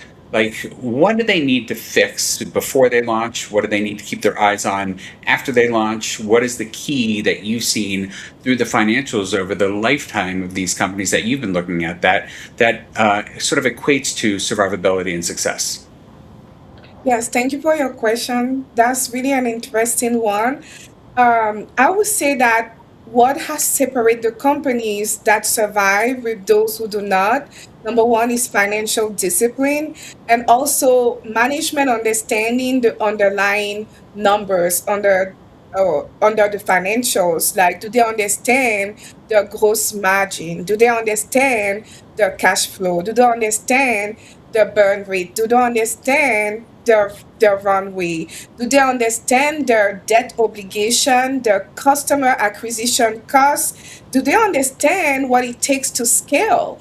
So it's important that a company understand their financials, that they understand not just revenue, but they understand the account under the financials, that they understand the company have clean books, that the books are clean, that the accounts reconcile, right? That cash reconcile, for instance, account receivable reconciles. They need to be able to understand every account on the balance sheet and every account on the income statement. So, and also what makes separate a company who survive from those who don't. Another thing is having a plan with what they will do with the fund that they are raising in advance. How is the money going to be spent? Is it for customer acquisition? Is it to build infrastructures? Is it to get the revenue to a certain number? And that those funds needs to be tied to specific numbers, to specific milestones. So they need to have a plan in advance. And then what I've also seen is that those companies also not only have a plans, but they have what if scenarios, because things don't always go the way they plan. Things don't always go the way we plan it in our head. Like, a raise may take longer than usual. So what happens if a race takes longer? And yes, let's say you reach your milestone of raising funds on time, like costs may have increased, something may happen in the business that things don't go like as expected. Revenue may not meet what you had planned for. So what do you do in those moments? So you really have to be good at planning. Not only what you would do with the funds, but also have those what if scenario of how are you going to deal with these issues if they were to happen. And I cannot overemphasize enough the clean books is very important because like do you understand, especially with the capital account, the equity account, like make sure like your safe reconcile, your convertible notes reconcile, the equity reconcile, the stock ledger reconcile, everything ties to agreement, and the general ledgers. So and also is management is to understand that financial readiness is not just for due diligence. So this company who succeeds, a company who are already in the habit of producing financials, is the way they operate. It's not just to pass due diligence. They're not they're building the financial for durability, to survive crowdfunding. So I think that's the answer to my questions. So yeah. It's interesting because I'm just wondering, like, if a company has great financials, if they reconcile to agreements, if they've done everything that they've talked about, does that equate to better chances of survivability, or you still see failure when companies seem to check all the boxes in terms of reconciliation? I mean, I would say it's about 80% very helpful because investor wants to understand what you do with your money. It's really important to know where cash is going because investor money is not revenue. How the companies, is the company generating revenue? Is the company able to control their operating costs, or how quickly does it take for cash to end before they make more money, right? So, and another thing too, I would say what I've seen with companies who succeed outside of the financial is a company who understand their vision and their mission, who has a great mission, and who is really empowering the audience and the market, helping them understand the product and service, helping them understand the value of it, and gaining market share. It helps this company meet their milestone. Okay, so the rest of the panel, do you guys see what Danielle's saying as the keys to success? Does it matter if you are a social cause company versus just a regular for-profit type of entity? How would you say, what do you think is the most important from your perspective in terms of this?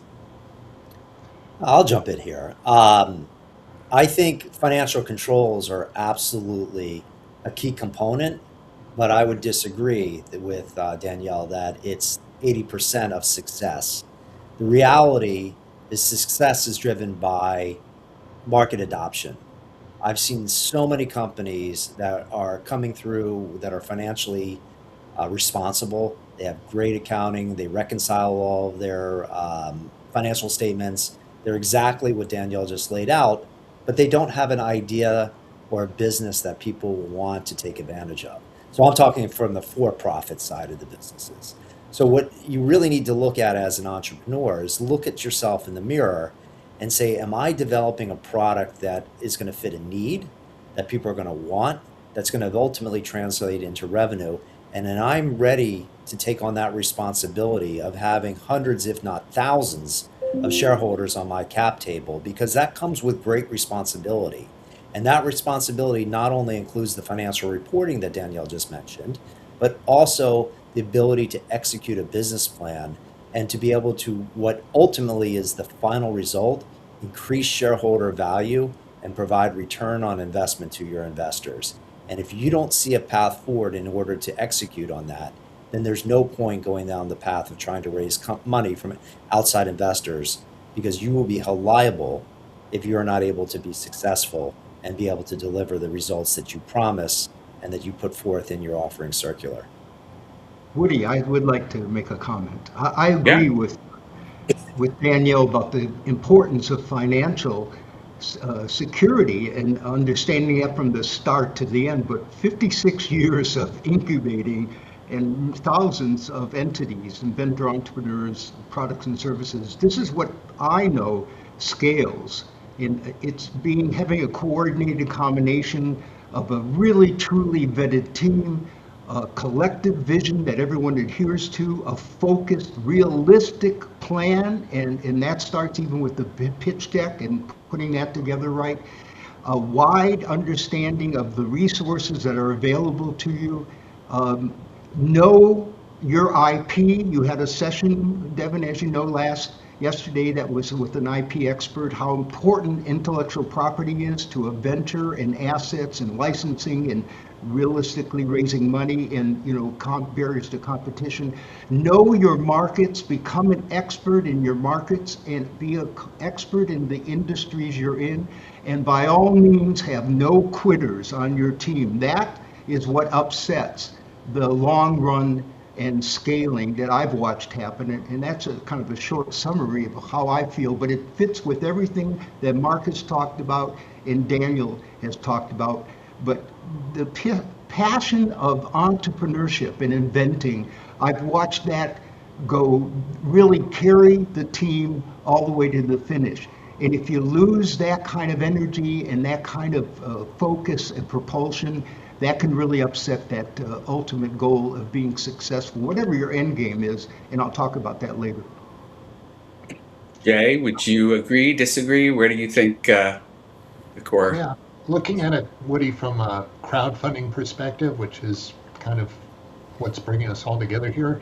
Yes. You're building a community, right?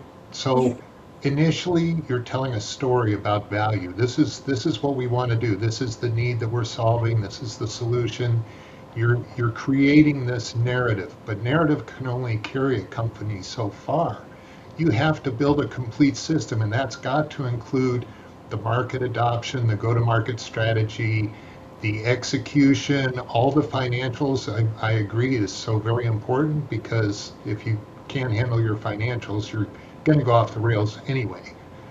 But all of it comes down to building a system that creates value. So what you need to do as a founder is figure out, how are you going to create that meaningful value for the customer, for the investor, for your employees, that can drive durable value that will keep the company growing through lean times and those market pivots that you're going to need to make once in a while.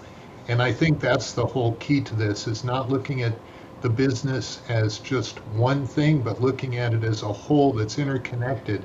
And how do you make those connections work so that you can deliver value? And one of the most important things is founders should be thinking early on, what would happen if I disappear?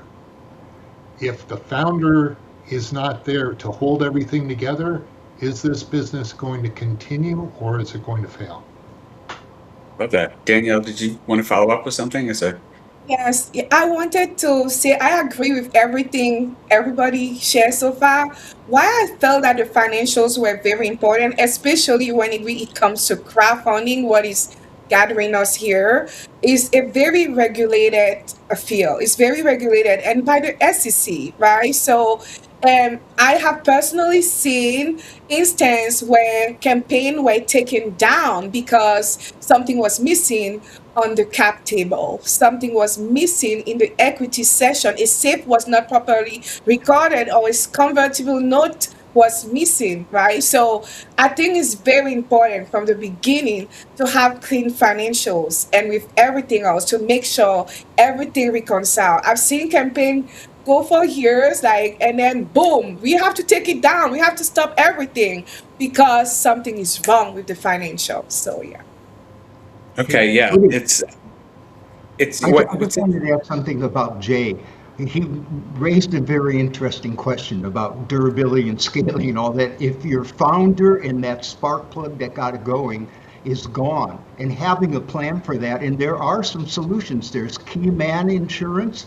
There's a way to look at how you protect yourself and your board from any disruptions that would happen if somebody is not necessarily gone like off to a different dimension, but they're incapacitated. There are different plans to cover that. And it's important that there is a kind of succession idea in your business plan, your model, and everything about who could take over and keep that whole. You have to answer to your investors and to yourself and your conscience and your marketplace and to your employees. So I think having those tools is part of that realistic plan.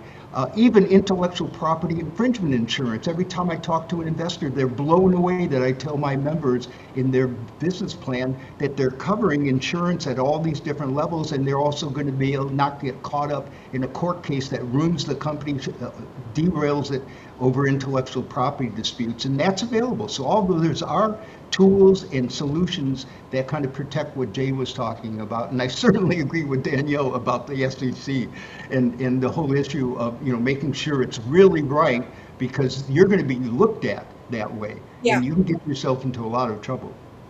Yeah, thank you. I do also want to add again, like every year we see that SEC, they supervise some client, they inspect client financials. So it's so important to make sure that your numbers are doing what you say they are doing, and that they are clean, they reconcile, and you are producing them all the time. You are using cash for what you say you are using cash for. So yes.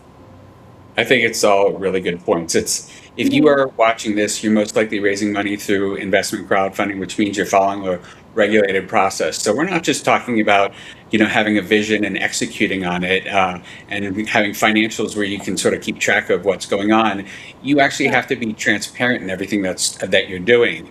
Cash might be king. Good to great might be things that you want to follow in terms of philosophy. Rockefeller habits could be great for keeping your team together, but you've got a higher purpose with the SEC now looking over what's happening. Mark, you sort of alluded to what can be true to scale past the campaign. I want to dig into that a little more with you, and then maybe you can also answer the question of, is liquidity the survival question for founders to either look to or to avoid? Well, maybe I'll start with that. Back in 2012, I started sitting on a lot of panels and conferences and webinars talking about crowdfunding. And I always said to me at the time, crowdfunding is nothing but a charitable donation, because you're going to eat all the bread, drink all the beer, go to all the events. But at some point, if you don't get your money back, what's the point of investing? And that key to me is liquidity. Investors are going to back you because you, as the entrepreneur and founder, are creating something, some widgets, some ideas, some opportunity that they want to support and have you become successful, but at the same time create benefit for them. If you were going to do a charitable donation, you'd make a charitable donation. But these are investments. And this is what happened when Reg CF came into place, that investors could now have equity. So it's important as you are looking as a founder and you're building your plan for the future, is how are you going to provide an exit? And I see over my years thousands of business plans, and I'm constantly being pitched, and every entrepreneur believes they're the next $1 billion idea and that they have the greatest thing, and that their exit, and they always tell me, is I'm going to IPO or someone's going to buy me. Well, I can tell you that the reality of that happening is very, very little, unless you plan from the get-go of what that strategy is going to be. So it's important, and this is the biggest takeaway that I would like to recommend everybody to think about, is valuation is the key to your future success.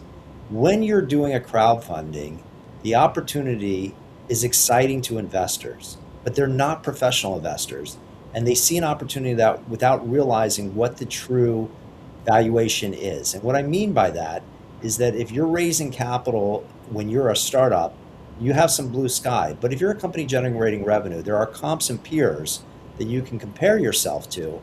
and you want to price it that your investors are going to win. And that's important because those investors are probably your customers. So you want your customers to be proud of the products that they're purchasing, at the same time make money. Because now when you come to answer your question, when you're ready to go public, if your valuation has become so obscene because you as the entrepreneur set the valuation, and you come to me and now come onto Wall Street, you're now talking about professional investors that are going to value you based on what you're actually doing in revenue, to what Danielle said about having good books and records. And most importantly, you're going to come under the SEC scrutiny as well as exchange scrutiny. And if you don't plan properly, your stock's going to go straight down. And we're starting to see that more and more, that crowdfunded companies are using alternative paths like direct listings, where there's no valuation analysis, and stocks come out at $10 and then several months later they're 20 cents. You want to see the opposite occur. So think ahead.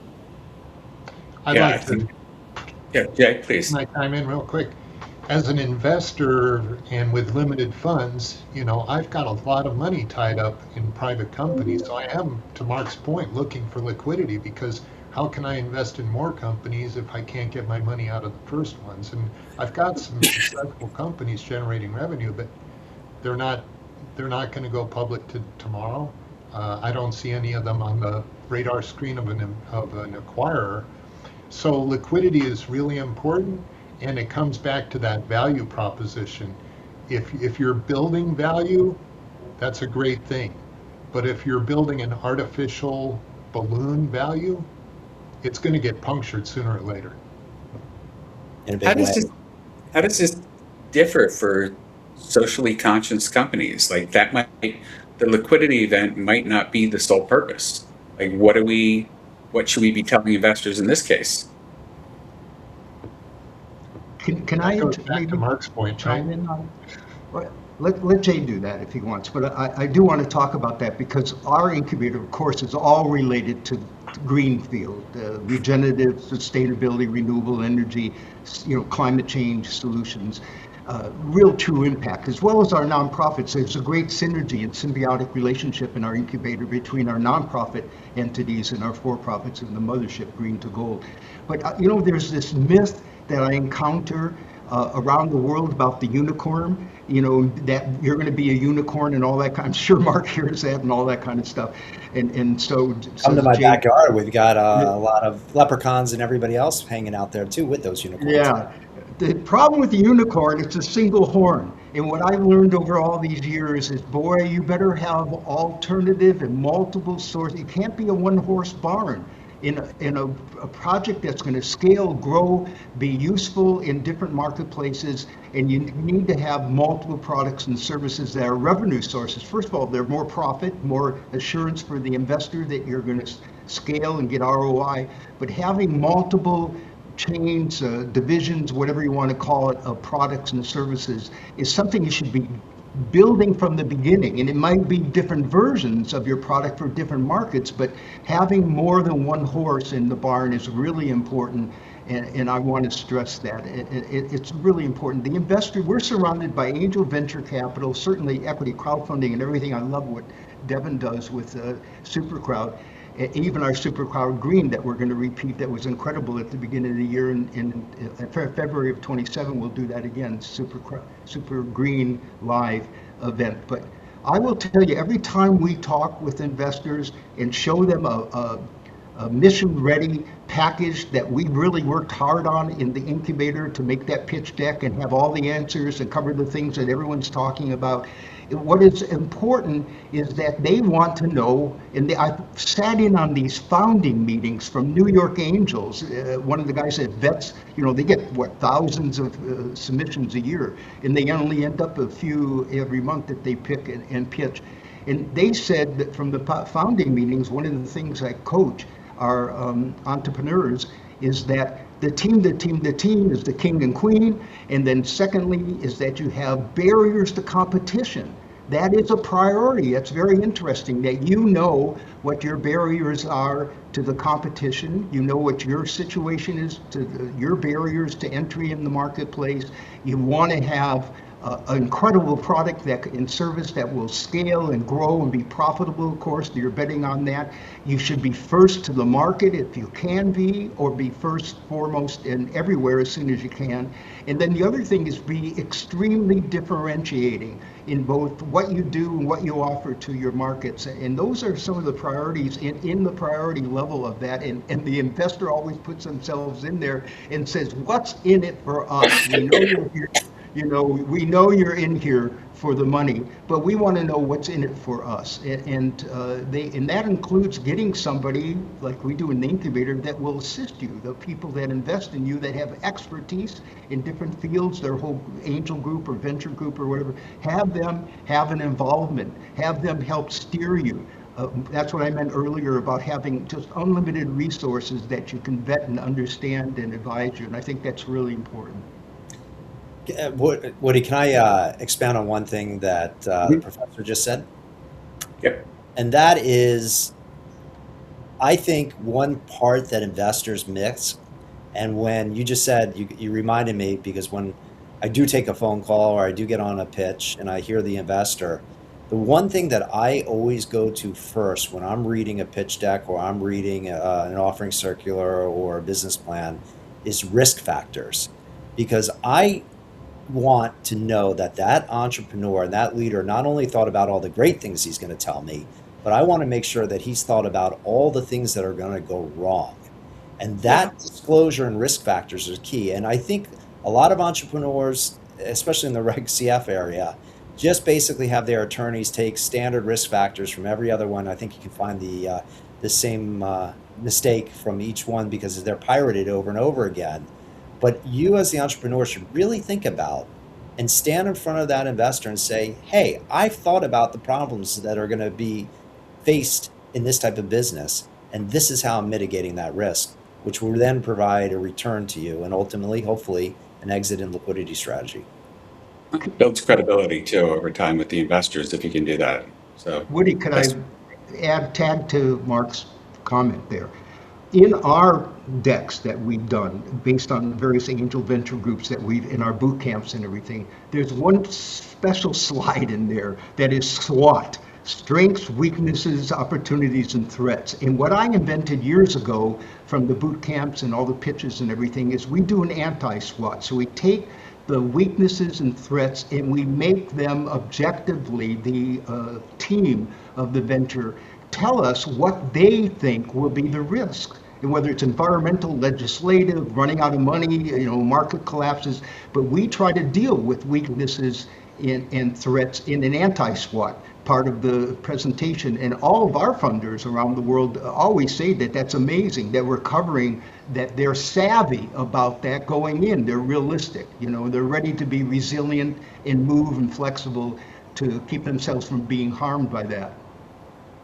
Okay, great. Well, we got 11 minutes left. I want to ask both you and Jay a couple questions. So, Jay, let me ask you, let's dig into the story for a second.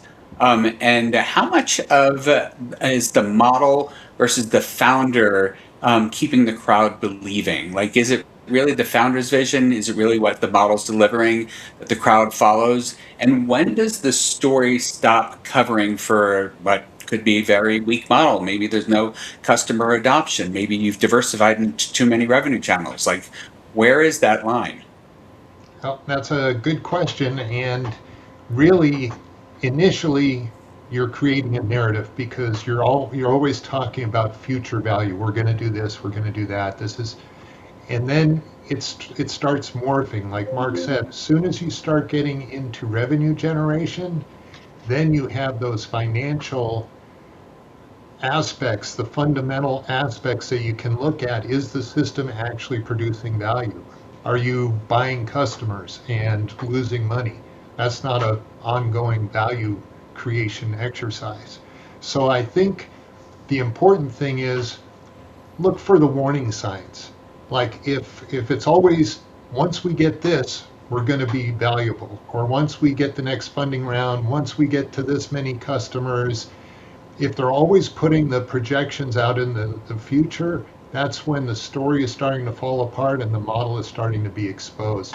Another one is if you say, we're generating lots of customers, and now we need more money to scale, but you're not scaling valuable customers, you're scaling a future collapse.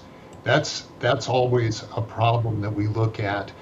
And then finally, it goes back to that founder role, is if he's continually regenerating belief in the company and he's got to keep this thing going, and you don't have the model backing him up, eventually you run out of gas.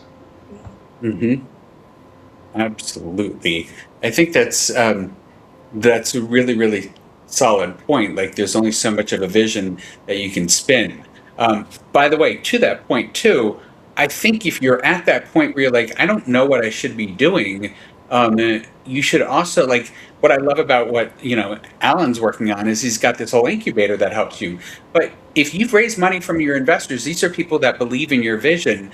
I'm not seeing enough of these entrepreneurs actually turning to their crowd and saying, I need help in this area. When I was running my company FlavorX, we flavored medicines so they're more compliant. We needed to figure out just-in-time inventory. We needed to figure out how to get these bottles, the flavors packaged into kits off to the pharmacies. And I was like, I don't know anything about just-in-time pharmacy.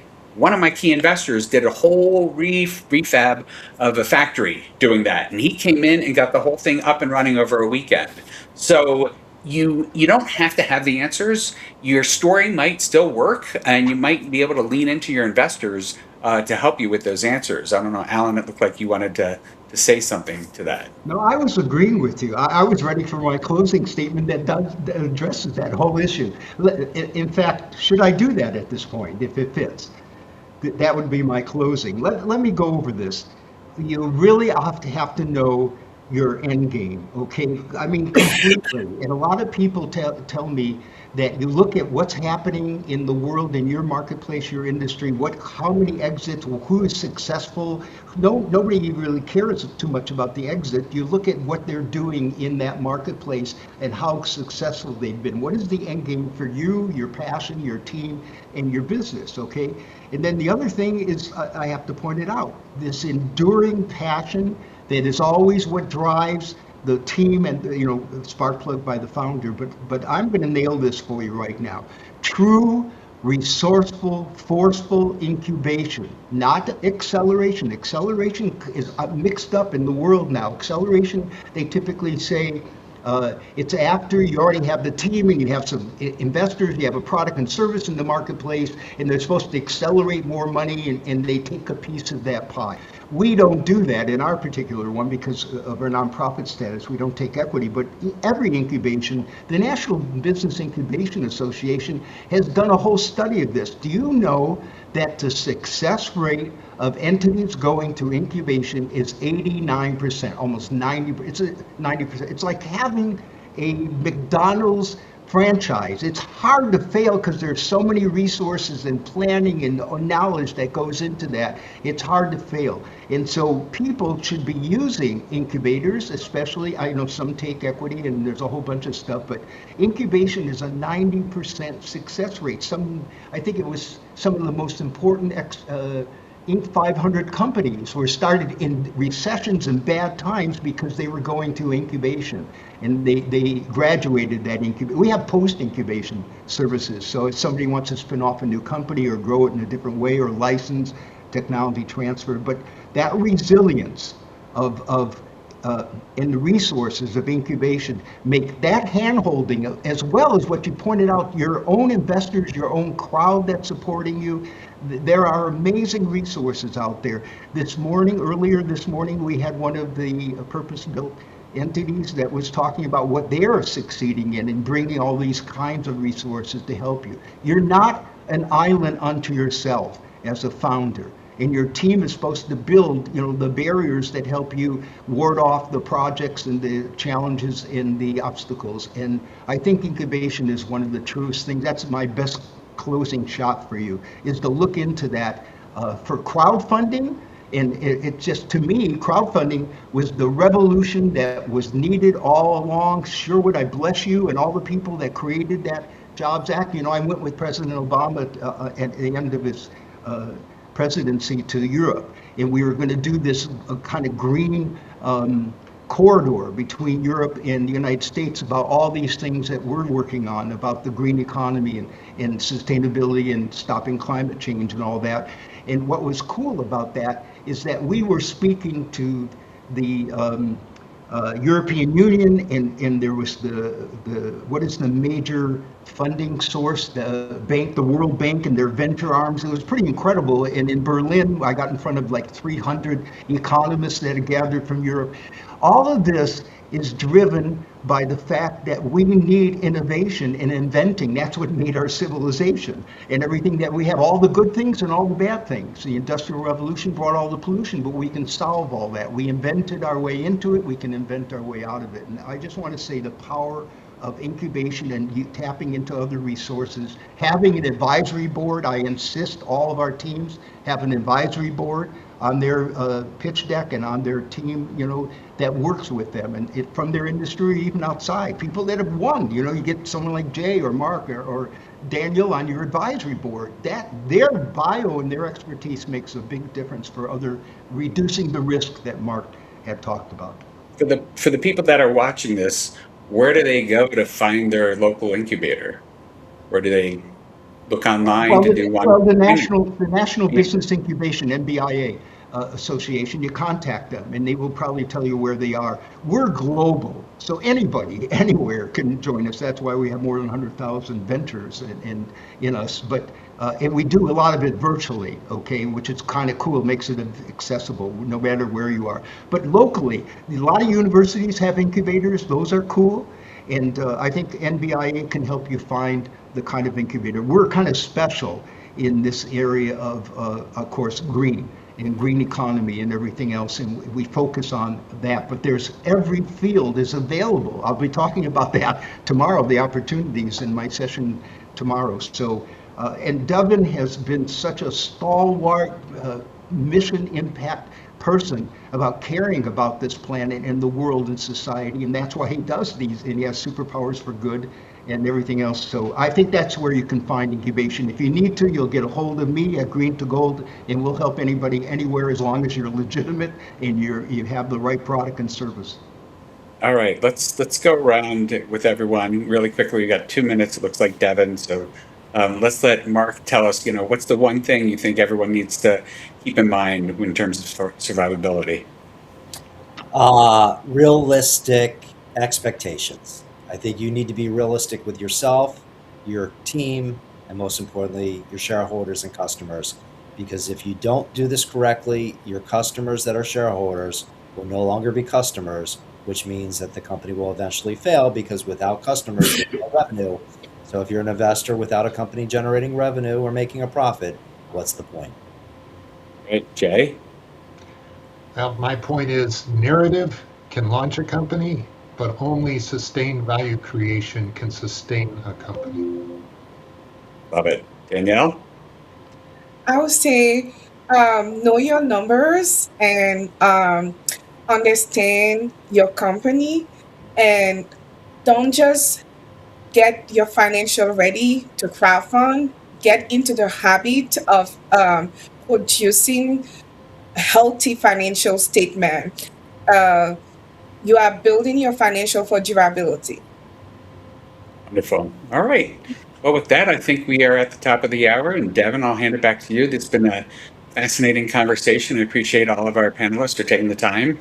And don't worry if you think there was too much to absorb in this. Running a business and having that vision is key. All of this other stuff comes with it. It's just pattern behavior, follow through, and execution are the key things. But keeping your eye on all these little balls as they're going down the pool table is very important. Fantastic. Guys, this was a great discussion. I really loved this, and I loved that there was some sense of back and forth. There's some real sense of different perspectives. That's really helpful, because the reality is we have to be looking at this.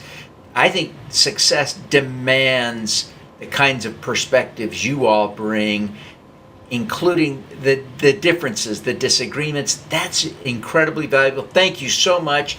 Guys, this was fantastic. I'm just thrilled and grateful. We're going to take a quick break, and when we come back, We're going to hear from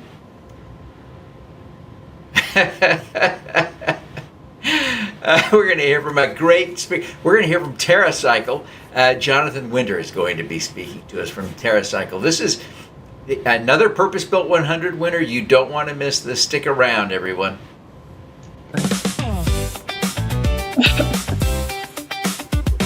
Thanks, everybody.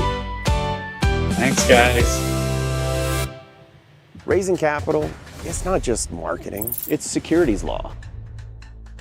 Most deals, they don't fail because of the returns that are offered. They fail because of compliance mistakes. And that's what we do. Every day, we help entrepreneurs raise money the right way. Before problems ever start. If you're raising capital, talk to crowdfunding lawyers first.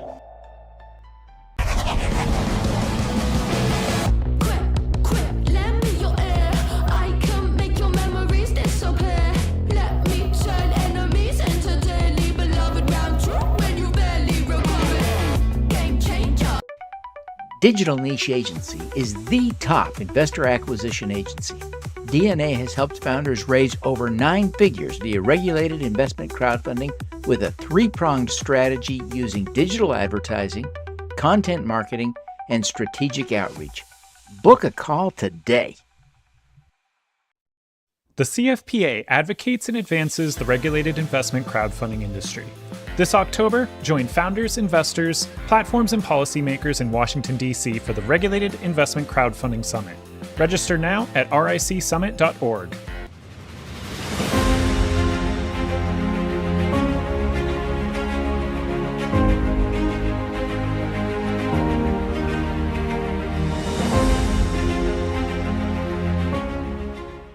Behind today's biggest crowdfunding raises, the leading CPA firm for Reg CF, Reg A, and Reg D compliance. trusted, Experienced. set apart.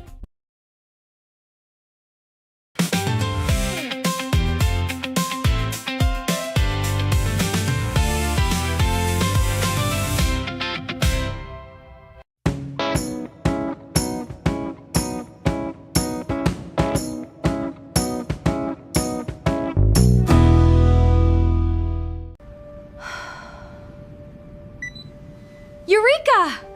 How can I save money on a patent? That's it. Menlo Park Patents.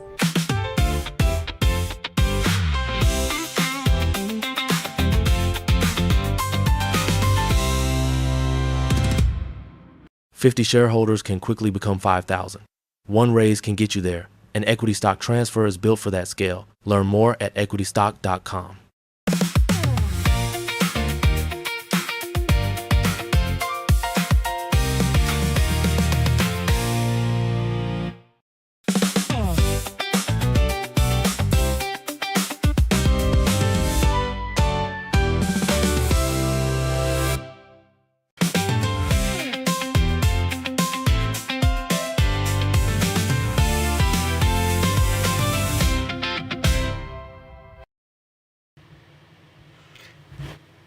Guys, I am so excited. You know, I have been such a huge fan of TerraCycle for 15 years.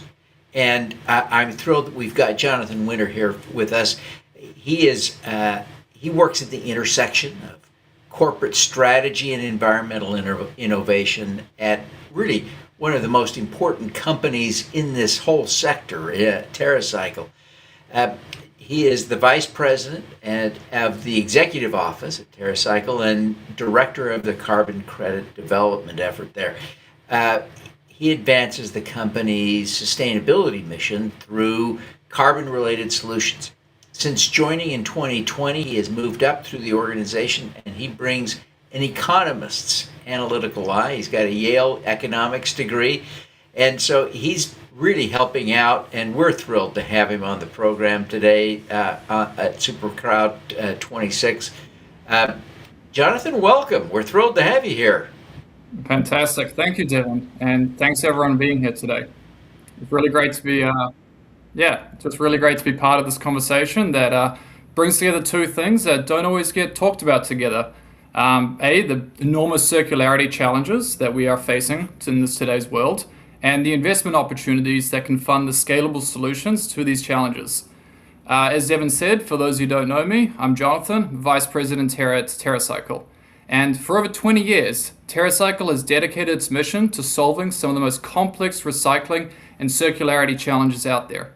And of course, recycling hard-to-recycle waste streams would not be possible without the support of our clients, which include some of the world's biggest brands, retailers, and manufacturers who are also committed to helping build real-world solutions for traditionally unrecyclable waste. My goal is, by the end of this talk, hopefully you'll have a better understanding of what TerraCycle does, our innovative business model, and how investment helps us scale the company and our environmental impact. So with that, let me tell you a little bit more about TerraCycle and where this opportunity is going. So first, TerraCycle US is actively raising capital through Regulation A+. And TerraCycle US is the largest subsidiary of TerraCycle Inc., the global parent company, and makes up about 60% of its global revenue. Now, the reason I'm bringing this up early in the presentation is because I will reference TerraCycle Inc. at some points through the presentation, as the companies are very highly interconnected. But I want to be clear up front that this current investment opportunity is only in TerraCycle US. And you can access full deal terms and that such through our offering circular or by visiting our official landing page, and I'll provide links to these in the talk description. So with that out of the way, let's get into it. So TerraCycle is on a mission to eliminate the idea of waste. And it is this guiding principle that has brought recycling solutions for hundreds of hard-to-recycle waste streams in over 18 countries around the world where we operate. It is no secret to any of us that we are facing a waste crisis. Trash is absolutely everywhere. It is at the top of Mount Everest, it is ending up in our oceans, and if it does get collected, 95% of it ends up being burned in an incinerator or buried in a landfill. There's got to be a better way.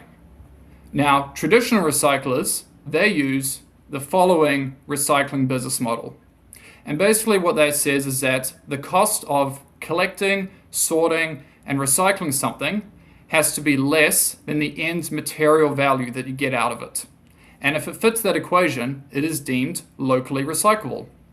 Now, in reality, this equation only holds up for 4 waste streams out there.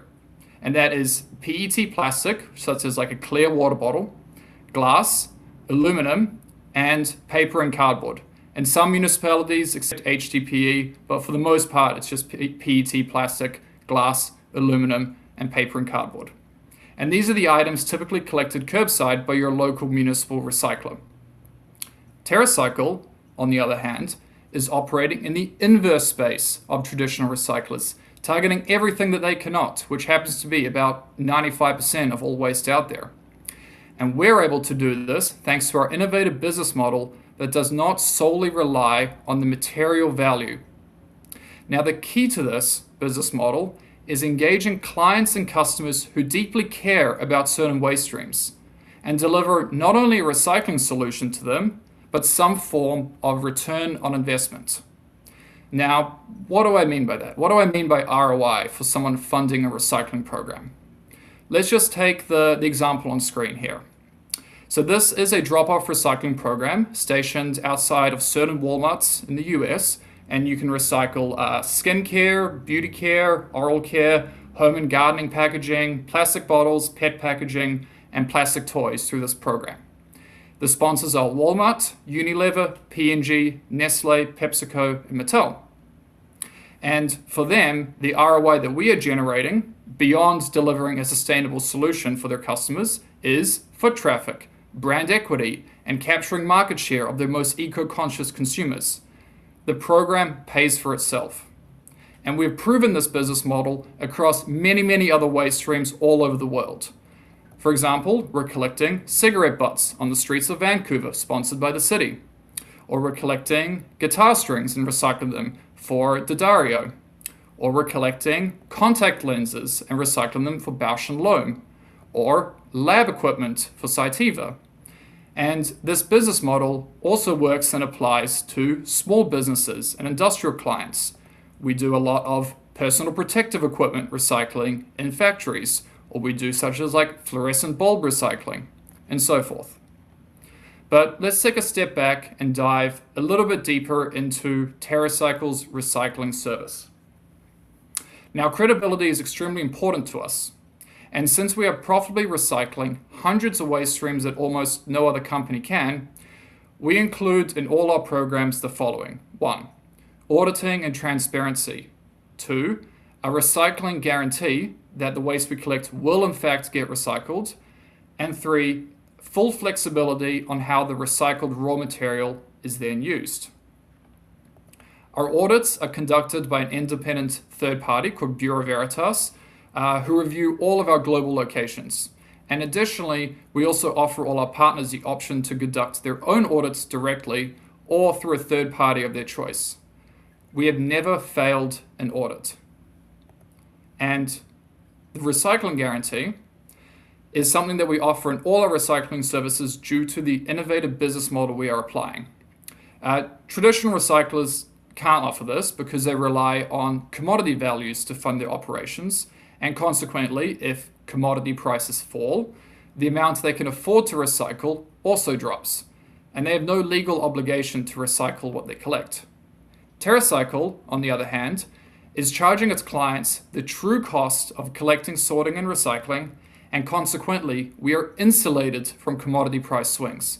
In other words, we can always afford to recycle what we collect, regardless of what the commodity prices are doing. So you may be wondering at this point, what actually does all this recycled plastic turn into? What does TerraCycle do with it? Now, if a client does not dictate a specific end-of-life solution, the plastic is incorporated back into the economy through our standard supply chain, where it is made into things such as like park benches or playgrounds or flower beds. It could get turned into a range of TerraCycle made products such as frisbees, bracelets, bags, flower pots, etc. However, in many cases, the client does want their recycled waste to go somewhere specific, and I have some good examples of this. One is for Subaru. We constructed a 14-foot soccer ball sculpture for Subaru made from the coffee capsules collected at their dealerships across the country and then installed it at the Philadelphia Union Stadium. We made all of the stages at the 2020 Tokyo Olympics using waste collected at Aeon in stores across Japan. And then we did this again at the 2024 Paris Olympics, made with waste collected at Carrefour stores across France.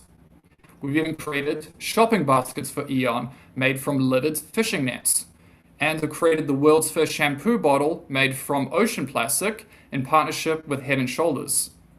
We've also done a series of closed-loop projects, such as with Pilot Pens, where we created the world's first pen made out of recycled pens. And we've also done this with ASICS, where we created the world's first shoe made from recycled shoes. And so on and so forth. Now, it's obvious at this point that TerraCycle does have tremendous environmental and social impact. And we've also done our own third-party audited life cycle analyses to study this impact, and that shows, on average, our programs are 45% less emission intensive than your traditional municipal waste management model. And additionally, through all our programs around the world, we have raised and donated over $20 million to charity. And it is these achievements that have really earned us a reputation as a global leader in circularity, and we've advised many leading organizations on this topic. For example, here is our CEO and founder, Tom Zaki, attending and advising at the World Economic Forum, which he's done several times, along some of the largest companies in the world. This reputation also shows up in our PR, where TerraCycle has featured in over 150,000 articles in the US alone. Now, I'd like to take a step back and pivot away from talking about TerraCycle in general and talk more specifically about the investment opportunity in TerraCycle US. Now, as a reminder, TerraCycle US is raising under Regulation A+. Our full offering terms are available on our official landing page and the offering circular, and these links are available in the talk description if you want to learn more. Now, to start off, this is not our first Regulation A raise. Between 2018 and 2020, TerraCycle US raised $19.4 million from about 6,000 investors. And with these funds, we were able to grow the company substantially, nearly doubling our revenue between 2020 and 2025, while still maintaining our 10-year profitability streak. We have healthy gross margin profits at about 47% gross margin, and we've also paid dividends to our shareholders every year since the original 2018 offering. TerraCycle US, and this is the US specifically now, has three main lines of business. Those are programs, commercial, and direct. Since our past offering, we've been able to grow the programs and direct division organically, and the commercial division was grown primarily through acquisitions. Now, the programs division is our flagship business model, and that is what most of this presentation has been focused on up until this point, where major brands and retailers sponsor programs that TerraCycle then operates. And it is this division that has given TerraCycle its brand recognition, credibility, and fame, and because of that, over about 36% of Americans recognize our logo as it appears on billions of these packages every year. Our direct division, on the other hand, allows businesses and individuals to purchase any of TerraCycle's recycling solutions through our zero waste box offerings, which allow a user to purchase a box, fill it with the waste stream of their choice, and then ship it back to TerraCycle for recycling. And if any of you listeners are there right now, you can just Google TerraCycle Zero Waste Box, and you will see there are hundreds of different waste streams that we can recycle. This offering is very convenient, as it can operate at both small and large scale, and consequently can help both businesses and households achieve their zero waste goals. And that brings us to our commercial division. And our commercial division offers recycling services primarily for universal and regulated waste streams. These are things like light bulbs, ballasts, batteries, thermostats, and e-waste. And as mentioned before, this division was primarily built through acquisitions.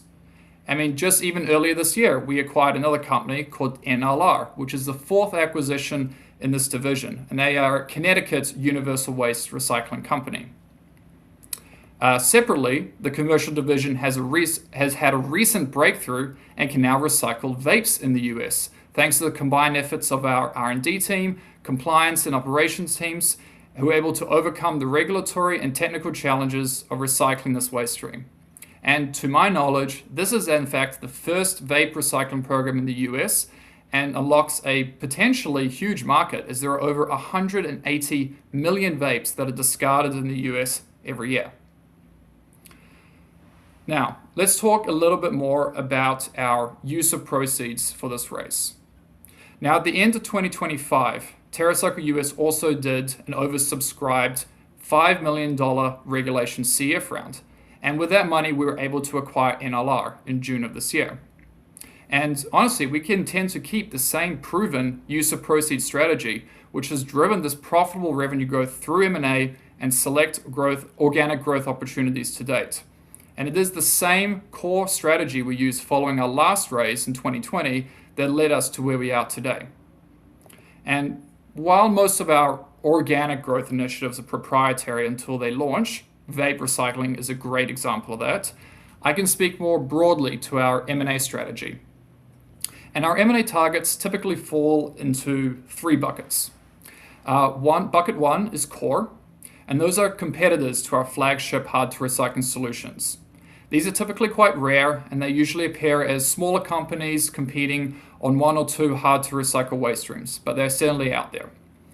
The second bucket is commercial. We've talked about this previously, and this is our regulated and universal waste recyclers, and that is where we have had our historical success to date.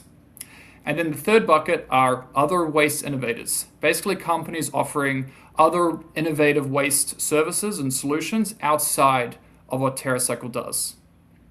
And it is this M&A approach that we applied in 2020 after the end of our first Regulation A round and was a driving factor in the growth that followed. And I know we're getting a little close to time, so with that, I'd like to start to wrap my presentation and remind that anyone, if they want to learn more about the TerraCycle US investment opportunity, to please review the official landing page, the offering circular, all of which are available through the links in this talk's description. And finally, I'd like to extend my gratitudes to everyone who tuned in today, to our 10,000 investors who have helped us get to where we are today, and to Devin and the SuperCrowd team for having me on. Thanks so much, guys. Jonathan, thank you so much. I think the insights you shared are really profoundly important. I love what TerraCycle is doing. We're thrilled to have you be a part of the community. Congratulations on being recognized as a Purpose Built 100 winner. That is a remarkable achievement for a company with as many birthdays as TerraCycle has had, and the scale it has to continue growing, continue scaling. That's impressive. So, Jonathan, thank you very, very much for being here. Again, we congratulate you on the win. It's now my privilege and opportunity to introduce our next speaker, Patricia Gilmore. She built Colorado's first for-profit resale boutique of its kind, and then generously made the business model really focused on the community. Patricia is the founder and CEO of G Girls Closet, which returns 40% of the consignment proceeds to Title I schools, nonprofits, and small businesses. She partners with the Aurora Public Schools to teach students about sustainable shopping, and her shop has been named among Mile High's best women's stores. Profitability and purpose, hand in hand. Please help me welcome Patricia Gilmore. Thank you. Hi, guys. Patricia, we're thrilled to have you here. How are you today? I'm good. How are you? Thank you for having me. We're thrilled to have you. We're thrilled to have you. And we're excited to hear from you.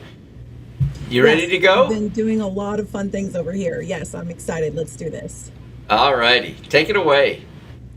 Well, yes, as he was mentioning, G Girls has become that first for-profit boutique where the model was switched to just Title I's businesses and nonprofits. What I love is that we also have the workforce kind of development center in our store where students from Title I schools, that are either juniors and seniors, come and do 144 hours of workforce credit training with us. So they learn a lot about like retail, overconsumption, POS system, also basic communication skills, learning to get the next generation off their phones and communicating with customers.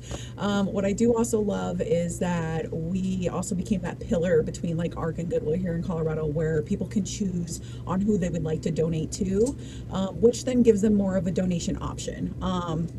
And then what I love is that we are 1/4 community owned right now. My ultimate goal is to be 100% owned by investors. So that way the community has a local footprint that they can have a stakeholdership in when it comes to local boutiques. So being very non-traditional. And what I love is that I'm still on the source for hunting for textile machines, as I feel like with the thrift world, we can become definitely buried when it comes to burying those landfills with clothing and other textiles that are not biodegradable right away.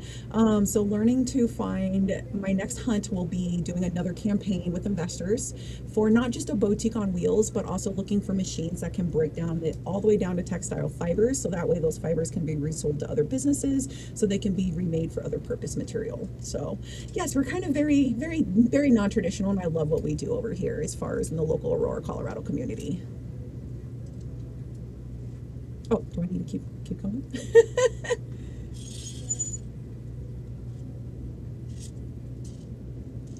So we kind of have done a lot. Like I said, we've been around for over 13 years. We have a couple locations. We are looking to also satellite another location. We are women-owned, women-operated. I do have a new set of students starting September 2nd from New Legacy Charter, which will be a 9-week cohort there that we actually are tagging up with our partners from Dress for Success, and we're going to be able to integrate a dress model in that cohort, as well as we're going to do a mental health model in that cohort when it comes to modeling and fashion. Wow, it's really amazing what you're doing, and I love your approach to all of this. How did you get started with the schools? Can you tell us about your first experience with one of the schools? Yeah, I think for me, it was more about educating beyond the clothes. Like, sometimes people will just look at clothes and be like, oh, it's just a commodity, it's just this and that. It was really opening the lens of the next generation of what happens with the production of clothing. Like, why is there fast fashion? Why is it that it's produced at a fast rate with horrible materials, but teaching and educating that behind that aspect, having that, for me, it was showing that knowledge, because sometimes we get so consumed in a world of materialism that we don't understand how the materialism is there, or how it's made, or how it's manufactured. And so for me, it was more about getting into the schools and having that education key there. And then when I opened up the storefront in 2022 here in Aurora, I decided then, instead of teaching at schools and being an on-site, I became a hybrid, which then I would teach at a school one week and then they'd come here, and they were able to actually hands-on train with retail machines, POS systems, going to actually to the back of the store and learning that there is a back end to a front end when it comes to retail and how they feed each other. So I thought that it was really important that the schools really liked the idea of having it more tangible and hands-on. So it's kind of like an internship program. It's kind of how we pitched it in the original. And then now that we've gotten so big in Colorado and have been able to have those partnerships, we now are able to offer those scholarship letters as well as become a workforce reference for them, which helps with that economic gap for the seniors when they're looking for employment. That it really is amazing what you're doing. It's so impressive. I want to dig in a little bit on a different aspect of this that comes to my mind almost before all of the other things you're doing. There's a fundamental aspect of selling used clothes that it is inherently environmentally friendly, deeply environmentally friendly. And I'm wondering, that seems so important to me. Was that an important part of the business framing for you? And how have you brought all this together? Yeah, I think for me it was the reselling aspect of clothes, because I grew up, like I said, I grew up from a single mom, motherhood, family home. So like for us, thrifting was always a thing, garage selling was always a thing. But for me, it was more about becoming more sustainable in that aspect. But also when I opened the first boutique, it was only in about 800 square feet. So there was only so much I could do when it comes to reselling. And I knew that there was more to. This is 2013 when I opened my first one. So I knew later on that the internet was only going to grow and boom. So why not become a hybrid concept? So that's when I became hybrid concept in 2014, started selling online as well as in-store. One, it reaches a broader audience. Two, you can dump more inventory. And three, you can just become more sustainable. For my goal is to keep it out of the landfills. It's to recycle it. It's not to just keep sitting on it until I can pinch every penny. It's to make sure that the clothing can get to people who are not just in need of clothing, but at the same time also people who just like to look stylish but on a friendly budget. When it comes to also thrifting, you can find some of those really good quality finds that you can't find that are not getting produced anymore. Some manufacturers are not even in place. Some actual brands are not even getting manufactured anymore. The only thing that's getting sold is their name. So it's just learning the evolvedness of how things are evolving when it comes to textile and clothing, and learning to stay above that curve. I think it's fascinating to me that you are a purpose-built 100 winner who started with, would it be fair to say, kind of modest conditions, modest circumstances, and yet your ambition has just continued to grow and grow and grow. And so your scale has been growing with it, and your impact growing with it, so that you started small with maybe a small little vision, and you have just continually expanded the vision and stepped in to greater and greater things, doing more with education. I mean, there's the cynical part of me. Let me give you an example of what I'm talking about. But you have, it would be easy. There are some big companies in the country that partner with schools on fundraisers. And you partner with schools on fundraisers, but so often that work is pretty cynical, right? It's selling overpriced products, discounts people never use, all kinds of gimmicky things. you have leaned into this in a way that is just fundamental and core and successful. That's such a fascinating combination. What do you see as being kind of the key to all that? How did that work? I was gonna say, I think the most funnest part of those collaborations is like the community drives that we do. So the clothing drives that we do on Earth Day with the students, teaching them a little bit about not just the knowledge of like textile recycling, but why it's important to keep the eco-friendly, sustainable cycle, going. But also leaning into finding a way to generate funding through already what we have. That's the thing. Looking at what we already have and how to maximize those revenues and or margins in ways that can complement on already decluttering what we have. So that's really what it is taking the schools and looking at the community and saying, okay, what is it that the community has an overconsumption of, and what is it that we can generate funding through? And that's literally how I've sat with titles, with administrators, and was able to create a lot of those clothing drives. And also not just clothing drives, we've created something called clothing boutiques inside stores or inside schools, where the schools now have like little racks now of clothing that is either donated to their school and or donated through us, and we're able to fill them. And it allows students who either have an accident that day, or students who don't, who need an extra pair of pants. They're able to get that now and not having to like call their parents and go home. So we found ways to also sustain little mini boutiques inside schools that provide clothing, as well as those clothing drives are very vital because it gets the students involved, it gets the families involved. So it's not just selling or doing like a bake sale, it's getting them actually to clean out and sort and then also collect at the same time. Now, I want you to go back in time with me because I want to dig into this just a little bit more. But I think if you go back to when you were just starting out, was it 2011, 2012, 2014? It's been a minute, right? When you were just starting out, what did you see as the vision for the business then? Did you see all of this, or am I kind of right that you saw a used clothing boutique as the vision, a little more limited? What do you think?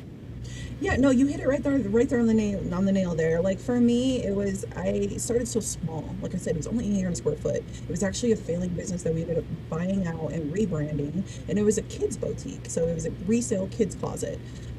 So for me, it was more about educating myself along the way. I think for me, I never stopped learning. I never stopped growing. I never stopped looking at competition, but then also understanding where can we evolve together as a community. And I think for me, community is what sits in my heart. It's the unity in the community that gets me going. And I think where I started realizing was when I opened up the doors, how many people would come to us, because we were just a buyout boutique then, something where you could walk in, have a bag of clothes, we would look at it, buy it, blah, blah, blah. But then, that's when I was like, no, there has to be more to this. There has to be more that could be evolving. How can we collaborate? How can we expand? That's when we were like, okay, you know what? 2014, let's open hybrid, get those roll-ups. I'm gonna hire women from home to work the e-com sites. Because back then, e-com was just still, feathered, and that's what it was me studying a lot of the e-com platforms, studying a lot of like the owners of e-coms, realizing how they pivoted from Basil from books to other things, learning how things were pivoted when it comes to different merchandise. And I think for me, it was how can I expand beyond this 800 square foot, and how can I expand onto another level that can show people that the overconsumption of materialism is a real issue and a real problem. And we have to learn how to sustain that problem for us to be sustainable later on for future generations. So it was more of just, you're right, educating, learning, and saying, you know what, there's something else that can be done. And how can that look to be done? What are the steps to take to have that done? Let's talk about this a little bit in the context of fast fashion. It seems to me that part of what's going on in the modern clothing market that you are sort of fighting against is this phenomenon of fast fashion where people are coming up with new, so often copycat designs, distributing them quickly at low quality, low price. How does that, I'm wondering, is that stuff ending up in your store, or is it not even good enough to be in the store? What and how do you perceive that marketplace as someone who's right kind of in the trenches? You're the expert. Help me see what's going on and how you're fighting it. I'm curious. Yeah, no, and that is so valid right there. It is a huge problem. Fast fashion is designed to make cheap and fast. I mean, we're in a world of consumerism where it has to be convenient. So if it's convenient to the consumer, it's going to continue to attract and be and evolve and grow. That's with Shein and Temu and all those other platforms. Well, the problem is with that is if you already have a dress that's only $6, and you're going into a store and you're wearing it as a one-time wear because it's made from polyester and rayons that are so super thin that they fall apart within a couple cycles, then you're wanting to donate something that is already not a reusable good. So at the same time, the margin there is so low that you could sell it for 99 cents, 50 cents on the dollar. But at the same time, it's the fact that it's so much of that product that's piling up that it's causing a problem on being able to actually resell it because it's already at a cheap discount on the MSRP markup, where it's not at all good for thrifters or for a thrift store. And so the sad thing is, if you go into thrift stores, you'll see a lot of Fashion Nova, Temu, Shein, all of those ones, Forever 21s, all of those that are all fast fashion productions, and you will see them still stock up on the shelves and the racks because the problem is they're not good and when it comes to the actual material and fabric of the actual piece. So my thing is this next round that I'm teaching with my new 9-week cohort that I'm doing with Dress for Success is we're trying to teach them how to dress for success off the fast fashion, how to actually go find a real cotton pantsuit or a linen pantsuit. Something that's made from quality material. So their goal is also teaching them that they shouldn't be investing in fast fashion because it's not a good investment later on. It's not going to make you margins. At the same time, it's just going to cause a pile up in our landfills. And the problem is clothing already is not biodegradable. It takes a long time for a piece of clothing to actually become decomposable. So teaching that against that, the problem is we also have influencers and social medias and ads. And so my goal this next round with this cohort is to take the media and flip those ads and show them ads and show them material of what the manufacturing process is like. So when they see the influencers who are pushing the Temus and the discounts and all that, they know the actual production that goes behind that. So I'm trying to maybe flip a little light bulb there on this next round when it comes to the fast fashion industry. I think that it's a vitally important strategic part of your business. And let's lean in now the opposite direction of where I was going a few minutes ago, looking back. Let's look forward. Your vision has perpetually expanded and ambitiously. I don't mean to suggest incrementally so much as ambitiously, right? I see you doing more and more, scaling and making a bigger difference all the time. How would you describe your future? What is your vision today for what G Girl's Closet can become? So the future, I'm glad you asked that because I am in the process of doing the blueprint there. The future is actually getting with some of the council people, some of my local governors, and kind of like sitting down and looking at the market where we are having taxpayer buildings that are actually unutilized and emptied, and changing them into multi-general support buildings, which means we could provide a whole thrift resale concept mall, meaning we take a mall and instead of new, we make it all 100% used. And at the same time, we provide stipend programs that not only teach the youth from the age 14 all the way up to seniors who are almost 70 who can't retire or will still need to work a little, still be able to provide that kind of workforce for them. But at the same time, having it to where people can come in and donate to the mall, they can shop in just like a mall-like aspect, but have it to where it is 100% literally nothing used, it's all used donations and goods, whether it's furniture, whether it's pieces of clothing. And then at the very back of the building, my ultimate goal, this is where I'm going to start doing my next fund, my next investment runs, is for the machines. I want those on the back of the building, so that way it's 100% eco-friendly from when they come in to shop, donate, and or it's already broken down to a fiber textile that can be repackaged and then resold to other businesses. And then on top of that, we would like it to where instead of a food court in the mall, we would open up a parking lot slab that would allow local food trucks to also come in and be able to be sustainable there and have a solid location. So it's gathering a bunch of vendors, which I'm already in the process of talking to a lot of them locally here, and kind of getting out of the footprint that I'm in here and just making that even bigger and making it into warehouses that can be scattered north, south, east, west, all across the Denver metro area. That is so, it's so ambitious. And, you know, at some point, I look at that and I say, man, it's incredible, because it sounds like so hard. But I imagine at some level you reflect back on the vision, how it expanded over time, and this feels natural now, right? Your vision just leads you to the next step in a pretty, I don't want to call it an evolution, that sounds slow, but it's the next step in your journey, your next step in your scaling up, and you just keep taking those steps. It's amazing.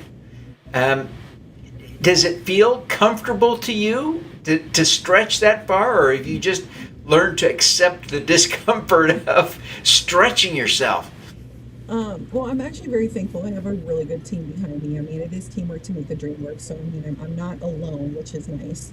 And I think for me, I'm able to take this next downtime. I'm actually about to step back for about the rest of the last quarter of the year, just so I can focus on the blueprint of the build that we're going to do. I mean, I know what energy it takes when it comes to connecting with others and talking contracts and sitting with the city and doing things like that. It takes time.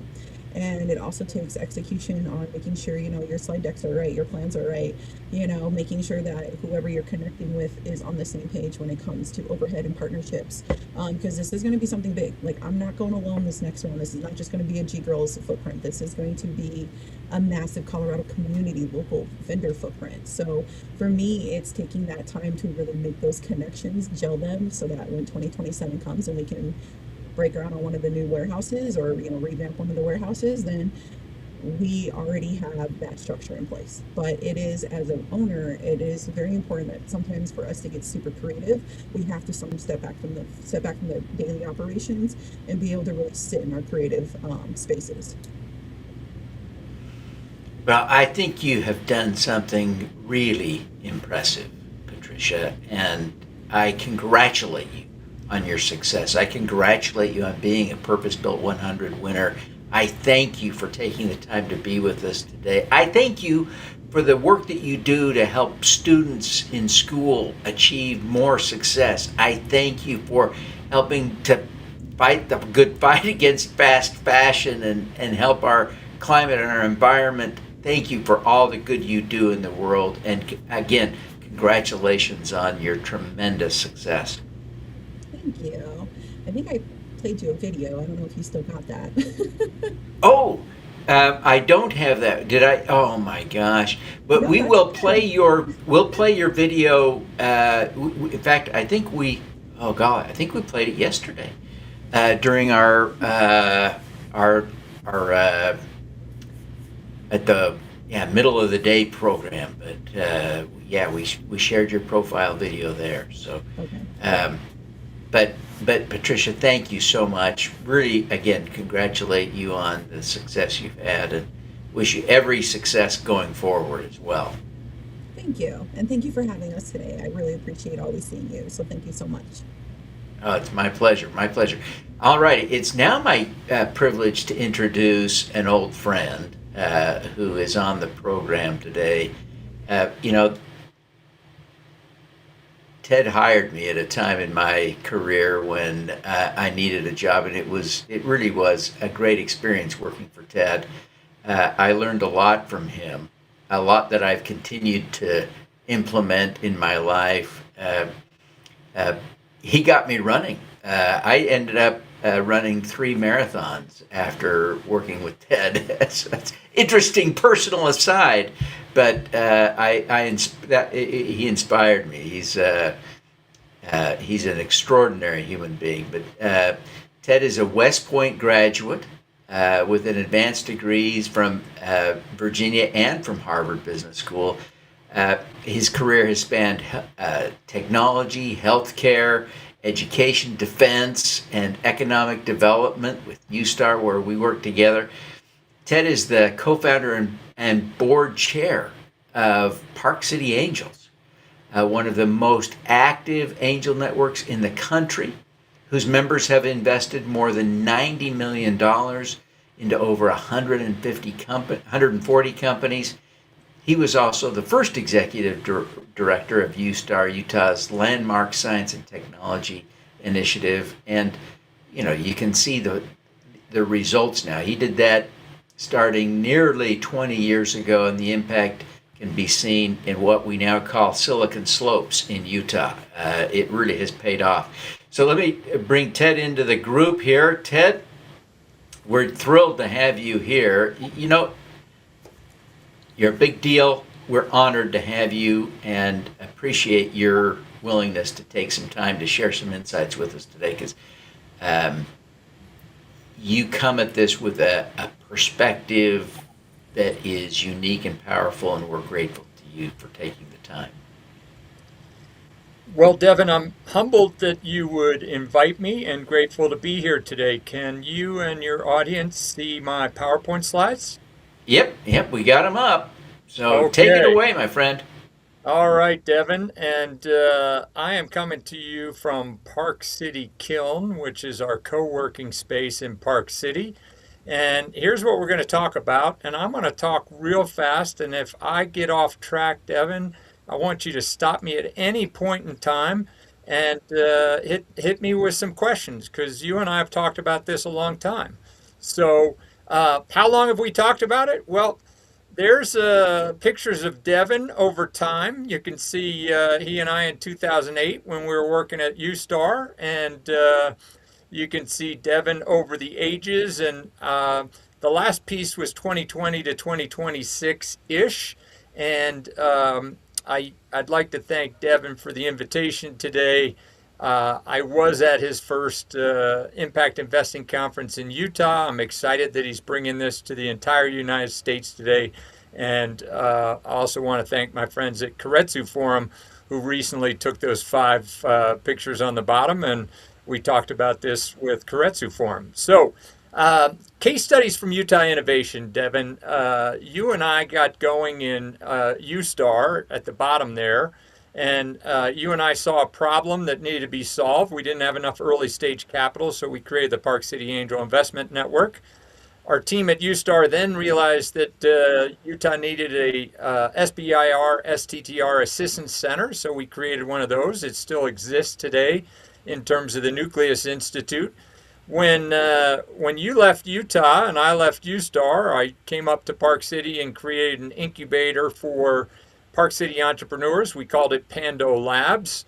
And then I shifted gears to my own consulting, which I call VBGS. So this is what I've been thinking about. I've done a longitudinal study of 143 investments since 2005, and I'm going to give you some of those insights today. Devin already touched on my background. I've been educated a few times. I've worked at Fortune 100 companies. And thankfully, in 1999, I shifted to startup and venture-backed companies, and have had the good fortune to have a series of leadership experiences as a founder, general manager, executive director, or board member. So that's the street cred, and I think we're still on time. So the question is, what's the future of impact investing? And I was thinking about this in 2024 and decided that I needed to create a nonprofit, and the nonprofit is Spark Health. And the future of angel investing and future of impact investing is angel investors using their nonprofits to do impact investments while also, thinking about return on investment from a portfolio standpoint. So what is Spark Health? Well, it stands for the support platform for advice, resource, and community. And the key to investing is community. Devin, you've created an amazing community. You're honoring that community today with your Purpose Built 100. And, we like to say that in Utah, Spark Health is making health tech innovation investable. And we're accelerating healthcare innovation through community and collaboration. And, why do we do this? Well, because 50% of Utahns, where you used to live and I've lived since '99, are still healthcare vulnerable. And if impact investors like your folks on the call today are not thinking about this, then who is? Right? Because 19% of GDP in America is going into healthcare, and there is no European nation that spends more than 12%. So from a big, hairy, audacious goal standpoint, we've got 7 percentage points of GDP that we can cut out of the system if we just do it better. And so Spark Health works in collaboration with 2 other communities in Utah. So my friends at BioUtah have been running an industry association since about 2010. And my friends at BioHive have been running a community since about 2020. And I talked to BioUtah and BioHive, and I said, hey, if you guys are okay with this, I'm going to create the startup platform for community to help drive innovation in BioUtah and BioHive. So that's how we work with our colleagues. I'm a systems engineer, so I like to give you really challenging diagrams. So on the y-axis is the way we think about innovation in Utah, from innovation to concept to prototype to acceleration to growth. On the x-axis is the way that my colleagues make money, either having events like our good friend Devin is having today, training in education like our colleague Devin is leading education today at Purpose Built 100. Coaching and mentorship. Holy smokes. Devin, you've been doing coaching and mentorship since 2008 when we worked together, and we totally appreciate what you do on a national level. Funding, well, comes without thinking that every entrepreneur needs some funding to get them through their down times. And then location. I'm today at the Kiln, and the Kiln is just one of the places that we as entrepreneurs do co-working and work with our colleagues. All right, so this is too busy to discuss today, Devin, but it'll be in the leave behind slides. We're going to jump right over that. And then in a nutshell, this is what Spark Health is doing. So most people on the call today are familiar with what venture capital and angels do. And some have worked in an incubator, and some may have worked in an accelerator. And we've taken all 3 of those concepts in Utah, and Spark Health has launched the first venture studio that brings together everything that an entrepreneur and a team needs to successfully scale from employee 2 to employee 20. All right, so final concept. How do we avoid failure? Well, based upon my longitudinal study of 143 startups and teaming with CB Insights that has interviewed 100 entrepreneurs for the top 10 reasons. Yes, Devin?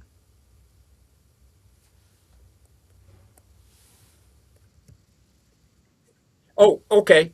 Sorry, I thought you were wanting to ask me a question there. So I'm back to screen sharing. So 3 things that me and my team at Spark Health think about.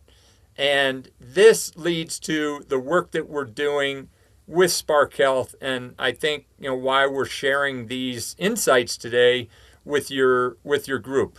Okay? Often I get asked, what are the things that I as an entrepreneur need to worry about if I'm pitching to an angel investor? Well, I'm going to tell you, if you're pitching to an angel investor or an impact investor, there's 6 T's that were taught to me by my Utah friends at the Wayne Brown Institute. And those 6 T's are team, technology, traction, 10x potential, terms. We have to negotiate what you think your company is worth and what I think it's worth. And then finally, the sixth T is the time frame in which I, as an angel investor or an impact investor, expect to get a return on my investment. And I'm going to just give you 5 case studies over the course of the last 18 months here in Utah to try to just describe how this works, and then I'm going to entertain questions from my good friend Devin. So, Reflow DX, the team is first class. I first saw Rudy about 2 years ago at a Bio Utah pitch event, and he won the pitch event. And then we said, what can we do to accelerate his work with investors? And the founder, Rudy, who's a master's of science, decided to become the chief technology officer and bring on a proven CEO. His CEO, Greg Critchfield, has worked at Myriad Genetics, which is a big-time Utah company, and other places. So you can't always do everything yourself as an entrepreneur. You need to understand your blind spots. Rudy understood that one of his blind spots was being the man on the stage presenting, and that's why he brought in Greg Critchfield. And it's my honor to work with Reflow DX, and Park City Angels invested in Reflow DX this year. A second company that we've been working with for the last 24 months is Bloom Surgical. Again, a Master's of Science student, in this particular case from Brigham Young University, really got good at pitching, right? He read a book that I helped to co-author with my good friend Tim Cooley called the Pitch Deck book. And he knew from the Pitch Deck book that every time you talk to potential investors or other people, you're not trying to get an investment, you're trying to listen to them to hear what they need. And my good friend Jacob eliminates visual frustration in minimally invasive surgery. And so essentially he's putting a device on the end of a surgical robot to help accelerate the time that surgeons can get through a surgery. And I am so proud to say that Jacob is currently working in the new Center for Medical Innovation at the University of Utah, and that's powered by the Crocker Catalyst Foundation, a huge impact investing organization based on Gary Crocker's work for the last 4 years as a life science VC. All right, another case study that's in progress is my good friend Simmer. Simmer, I didn't describe Simmer right. He's not an insurance guru who teams with a social entrepreneur. That's coming up next. Simmer is a guy that worked at a pharmaceutical company for 20 years and said, why can't I do this? And so Simmer has developed a targeted non-opioid patch for pain relief. And, Simmer is a scientist, engineer, and somewhat of an introvert, but he is an example of technology with traction with LinkedIn. And this guy has gone viral recently. And I got to tell you, what he's doing is so amazing that he's pitching 2 times in Utah in the next week, once at the Utah Business Innovation Awards and another time next week at Connect Capital's Investor's Choice. I am really following Simmer and can't wait to see him bring this technology to market. Okay, here's my insurance guru who teamed with a social entrepreneur, Jillian Hall. Jillian has studied insurance for a bazillion years, and she realized that the pre-authorization process was problematic. So she teamed with Janani, and together they built an AI platform to help with prior authorization and to make it seamless. I'm saying this has 10x potential because Jillian is seeking investment for the first time next week. And I'm trying to convince my friends in Utah that are going to be at the conference to co-invest with me. So stay tuned for whether Jillian's idea will reach 10x potential. Coachable. Oh my goodness, is Cassie coachable? Cassie Bradley was thrown into our cohort from our friends at BioHive, and Cassie is the founder of My Wonder Gear. Her child had a challenge with cords getting tangled on her baby. And since she's a nurse, she said, I can fix this. And so Cassie has been working on this problem for the last several years. And I will tell you that she is one of the most coachable entrepreneurs that I have ever come across. And because she's coachable, she knows what it means to build a team. So that's where I'm going to stop. And I am going to stop sharing. And I am going to invite my friend Devin to ask me any questions about what we've talked about for the last few minutes. And you know the timetable, Devin, so kick me out of the room as soon as you need to.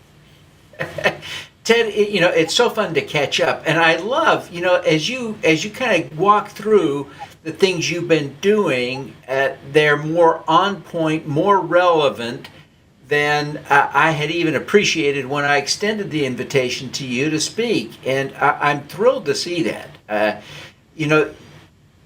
You've done all kinds of things that have a foundation in wanting to make the world a better place somehow, some way, including the economic development work you did at USTAR. But so much of that was about driving fundamental technology that would make the world a better place. I think about all the stuff we were doing up at the universities in healthcare and environment, early EV buses. You remember that one? Yeah. Some cool stuff. In fact, the EV bus founder is Wesley Smith just wrote a book about bringing psychedelics to the conservative class of people. He says it's no longer for the liberals. Psychedelics are here for conservatives. So I encourage you to read Wesley Raymond Smith's latest book, which was just published 2 weeks ago. He's gone from clean tech to psychedelics. To psychedelics. Okay. Well, listen, Ted, you know a lot. I mean, you know a lot with a capital A, capital L, capital O, capital T. Give us 2 tips for how entrepreneurs can more effectively pitch investors with their impact deals. Yeah, so I highlighted the top 3 reasons that startups fail. And again, we said 42% of the time they don't get product market fit correct. Okay, 29% of the time they run out of cash, and 26% of the time they have the wrong team. So I believe that product market fit is the most important element for an entrepreneur. Just because you had a hunch in your garage or in your home office doesn't mean that you can sell your hunch to the people that are going to buy your solution, as well as the impact investors that you hope to fund your solution. So Devin, you know that in 2010, we embraced Steve Blank's methodology from Stanford. And, our friend Paul Alstrom called it nail it, then scale it. And so what I tell people is, and by the way, nail it and scale it is trademarked to Paul Alstrom and his buddies. Okay, so I just use it because it defines what an entrepreneur needs to do. And it means nail product market fit, and then get your team to help you to scale it, okay? And thanks to Paul and his colleagues for writing the book on Nail It, Then Scale It. It is, I think, the fundamental premise of our event, right? That good and impact can scale. And I am thrilled to hear you talking about this in that context. Ted, quick question. What's the investment that did the best for you, regardless of whether it was an impact investment or not?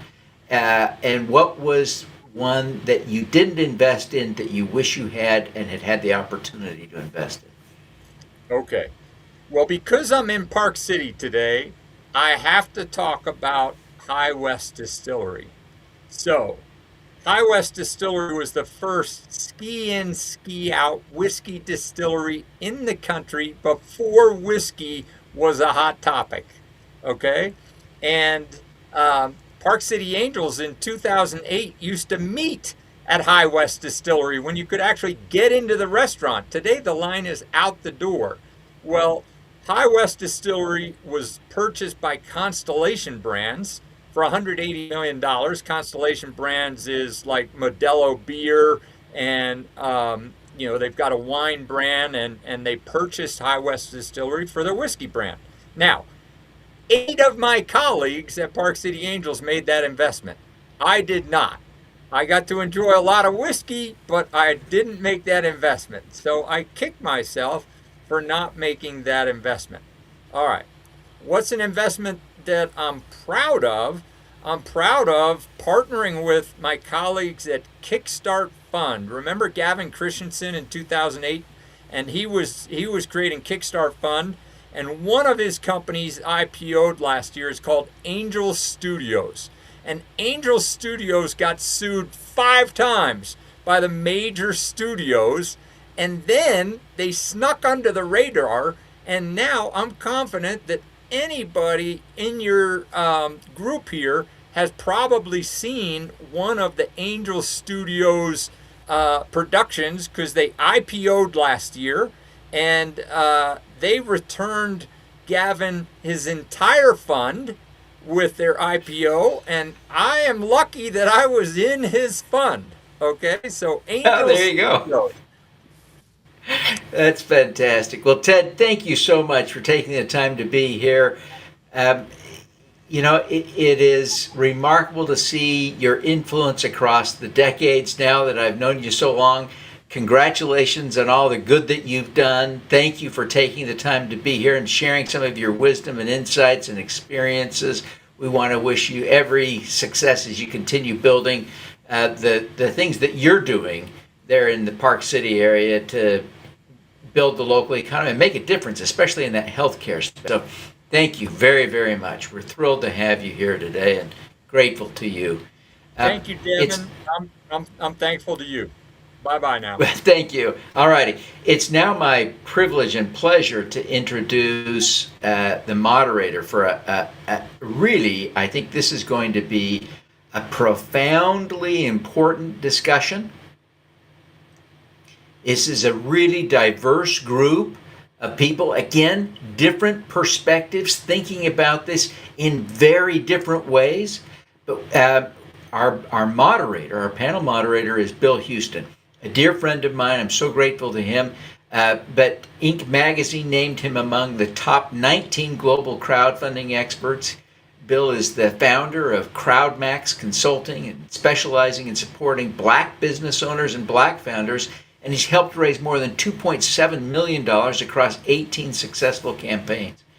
As the executive director of the American Dream Marketplace, he built CrowdFit, an accelerator designed specifically for Black founders. Capital as activism is not a slogan for Bill, it's the work. Bill, let me bring you onto the stage and give you the mic here. Take it away. Oh, hi, everyone. Thank you, Devin, for that great introduction. I really appreciate that. And as you said, capital and activism is definitely a real-life pursuit for me every single day. Yeah, I would like to introduce our panel and get right into this. Capital is activism, how the crowd builds power, place, and change. I'd like everyone to take the time, introduce themselves in one sentence, and tell everyone why it is that you are on this panel. Janice, you want to start? Sorry. Sure, absolutely. Hi, everyone. Hi, Bill. Thanks for having us today. My name is Janice Stephen-Ordale, and I run JSDA, which has a national reputation for design excellence. JSDA drives sustainable workforce transformation for Fortune 100, 500 firms, technology entrepreneurs, and mission-driven organizations focused on the future. And Devin asked us to join today. We are one of the recipients of the Purpose Built 26 award. Very proud to join that group of people. We're focused on the future of work and turning real estate into financial advantage, sustainable design, and new construction methodologies. And we're an internationally certified B Corp.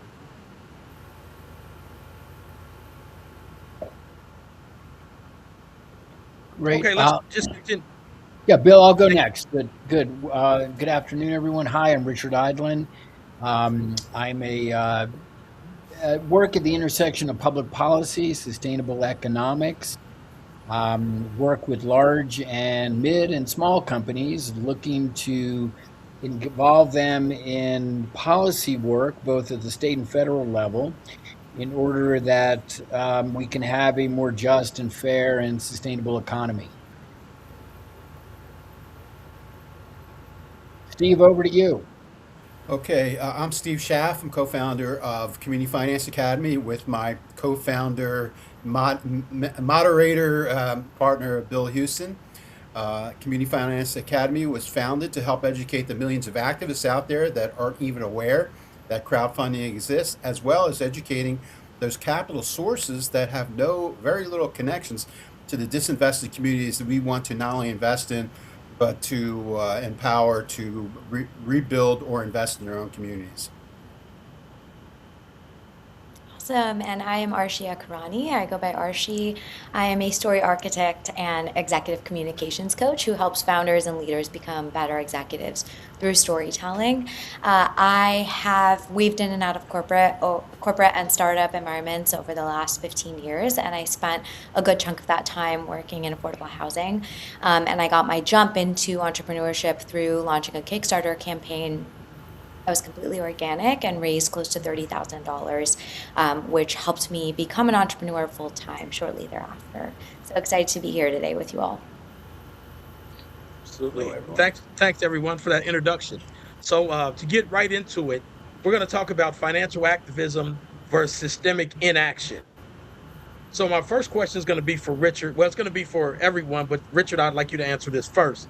If government funding is fragile and traditional markets fail us, how do we operationalize financial activism to move from passive resistance to real economic control? Yeah. So it's a great question, Bill. And one of the things I've been thinking about in the context of my work, I'm really concerned about democratic backsliding within our political system. And the possibility, as I refer to it as a form of political authoritarianism, that I think we're beginning to see manifest in this country.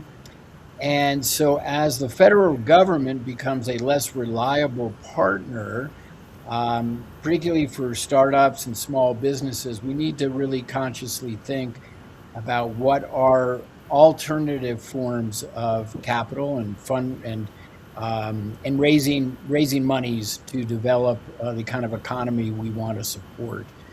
So one of my foci these days is looking at the policies and practices of this particular administration and asking what's the impact on small businesses, on entrepreneurs.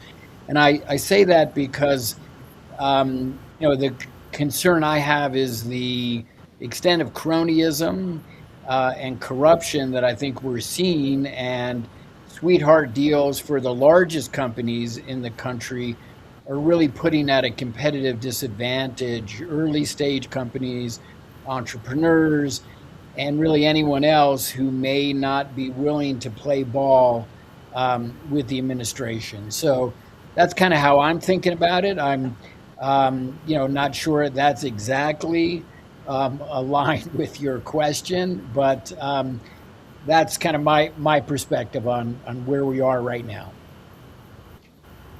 All right, thank you, Richard. Steve, tell us a little bit about the mission of the Community Finance Academy, with the goal of training millions of everyday investors to fund local projects directly. Why is that important, especially for our panel today? Well, Bill, you and I met because a few years ago we crossed paths because I was really getting into the crowdfunding sphere during the pandemic. One, I always knew that crowdfunding was a potential good solution, and fortunately I knew some of the pioneers, Michael Schumann, Jenny Casson, and others, and you certainly were a pioneer. But I remember our first conversation, and I think I told you, crowdfunding is really good, and a great tool, but it's not really easy. That's one thing. And the other part of it is the crowdfunding audience or the investor audience is pretty small. And as a grassroots organizer, in addition to my affordable housing and community development work on the front lines in DC and the DMV area, I always thought, why isn't the crowdfunding world reaching out to the activists, of which there's millions of them, that write checks for a candidate or a cause or something like that with no expectations? We need to educate those activists about this thing called crowdfunding, where you could literally invest your money where your mouth is. And the infrastructure to reach out to those millions is already here. We work with them in my political work on a regular basis. Every election, one of the groups, or a couple of the groups I work with, reach out to millions. We need to tap into those millions. And it just so happened, you as a trainer in crowdfunding, that's why we came together and we created the Community Finance Academy, to reach out to those millions that we could reach out to literally in a minute, because that infrastructure is there. And we need to educate the millions that investing 100 or 1,000 or even more in community wealth building or businesses will meet their principles versus keeping their money in an IRA or other investment arms techniques that clearly don't necessarily speak to your values. Right. Thank you, Steve. Richard, I want to come back to you really quickly for a question based on what Steve was talking about. And, with your work in the political realm, what are some things that you think could be done to kind of bridge that gulf between the political world and the activist world, so that people who are already political activists can become activists in the financial space? Yeah. Well, Bill, one thing is to learn more about what the products and investment opportunities that Steve's talking about. I think, if you take the average person that is concerned about the health of our political system, they continue to invest in a very traditional portfolio. They may not be aware of certain policies and practices of the large mutual funds that may be inconsistent with their own values.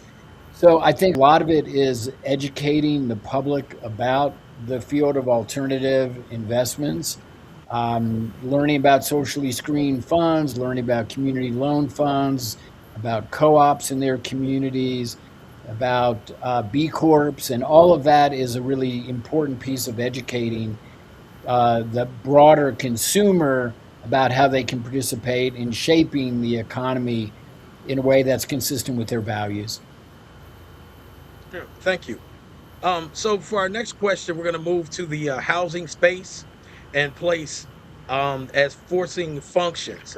So my question here is, Janice, connect for us the physical, spatial design, technology, and environmental footprint to economic resilience and long-term business advantage. Well, I think it's important, Bill, to understand that, real estate is an investment and it's driven by development, which is, a form of generating more capital. But essentially, place is for people. Place makes capital visible. A single financial decision can transform a vacant storefront, a deteriorated landmark, or a workplace that creates employment and restores economic activity. We worked on a project called the House of Design Robotics, and the spatial problem was highly technical. And they went into a department store in a blighted area. So that department store wasn't set up at all for them. We had to structurally reinforce the building, change the loading docks, add overhead sliding lifts, steel supports, and assembly space. But capital could do that and support business growth while reactivating an urban asset as well as the community around that asset.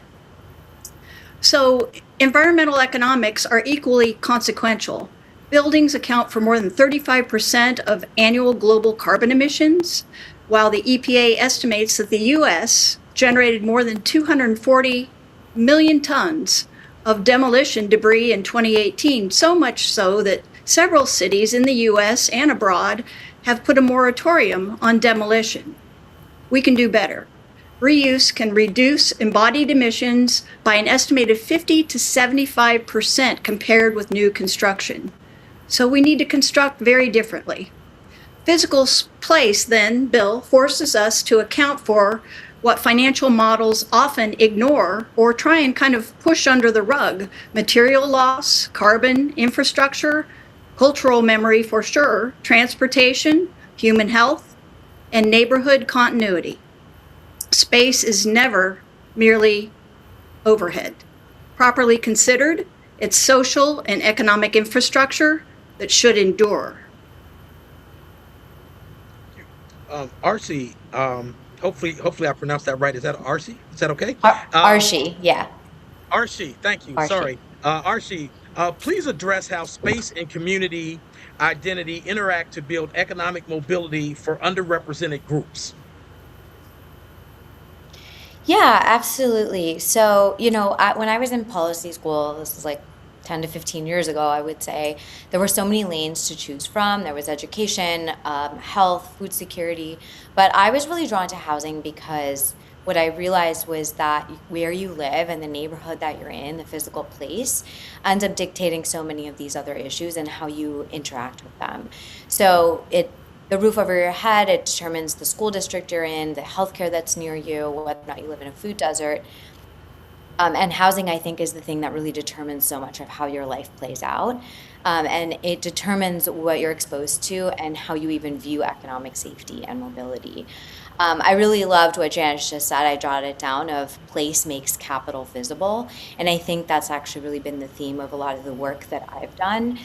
Some people wonder how I transitioned from working in affordable housing for 6-7 years to founding an activewear company for Muslim women. And it's because for me, there was a commonality that I saw in physical spaces. I saw that Muslim women were not showing up in gyms or on hike yoga classes because they didn't have activewear that was designed for them and that showed up in place. Working in affordable housing for 6 years taught me how to be really scrappy and how to build resources through physical space for people who are often left out of the conversation and are just not considered. And to think what it means, it really forced me to think about what it means to build a sense of safety that motivates people to build and pursue economic and physical mobility for themselves. Thank you. So next question here, when we think about concrete capital models, what does getting creative with capital look like in practice? I would like each person to share one concrete structure, campaign, or framework that you have built or deployed that gives us an example of that. And I'll start with you, Steve. So I think more than ever, the capital's out there, and that's the good thing. The problem is the conduit to get into the right investments or the right opportunities is, I think, what's really fractured. And our system has been dysfunctional for decades and generations. So we need to figure out ways to get that willing capital to the right to investment. And I think that's really our problem and our issue. So on the one hand, you've got millions of people that live in the communities that would gladly invest $100 or whatever in the local daycare center or whatever, but we need to educate them that there is a way to do that. So that's a nice part or a new part of the capital deck.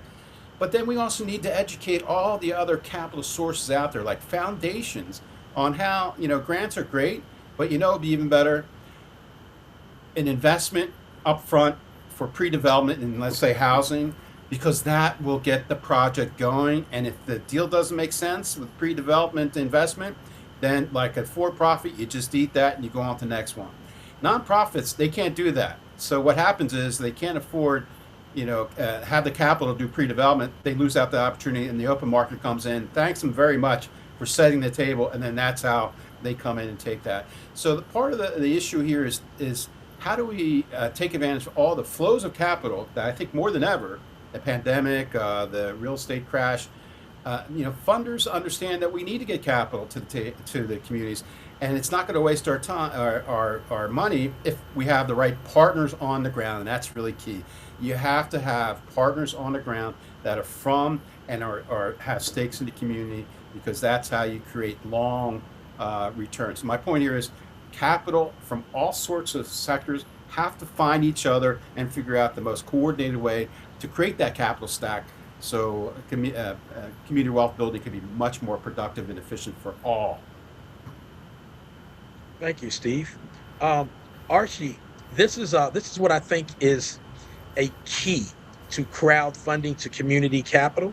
And having already run a successful crowdfunding campaign, can you break down for us a narrative-driven crowdfunding campaign and what community syndication strategies look like to transform customers and stakeholders into contributors and investors? Yeah, absolutely. As you said, I have run a Kickstarter campaign, and kind of just building off of what Steve just shared, I think Kickstarter is a place where you get to be really creative. And I actually, again, I had been working in housing for several years, and I had a little bit of money saved up, but I was really starting this as a side quest because, again, I noticed this gap in the market of women being left out of the conversation from the Muslim community around an active lifestyle. And I knew I wanted to kind of get this project off the ground, but I didn't know how. And I was living in New York at the time, and I just happened to be walking down the street and ran into a friend from college who was a photographer. And we ended up getting dinner, and I was telling her about this project, and she was like, "Why don't you do a Kickstarter campaign?" And I had never even heard of Kickstarter before.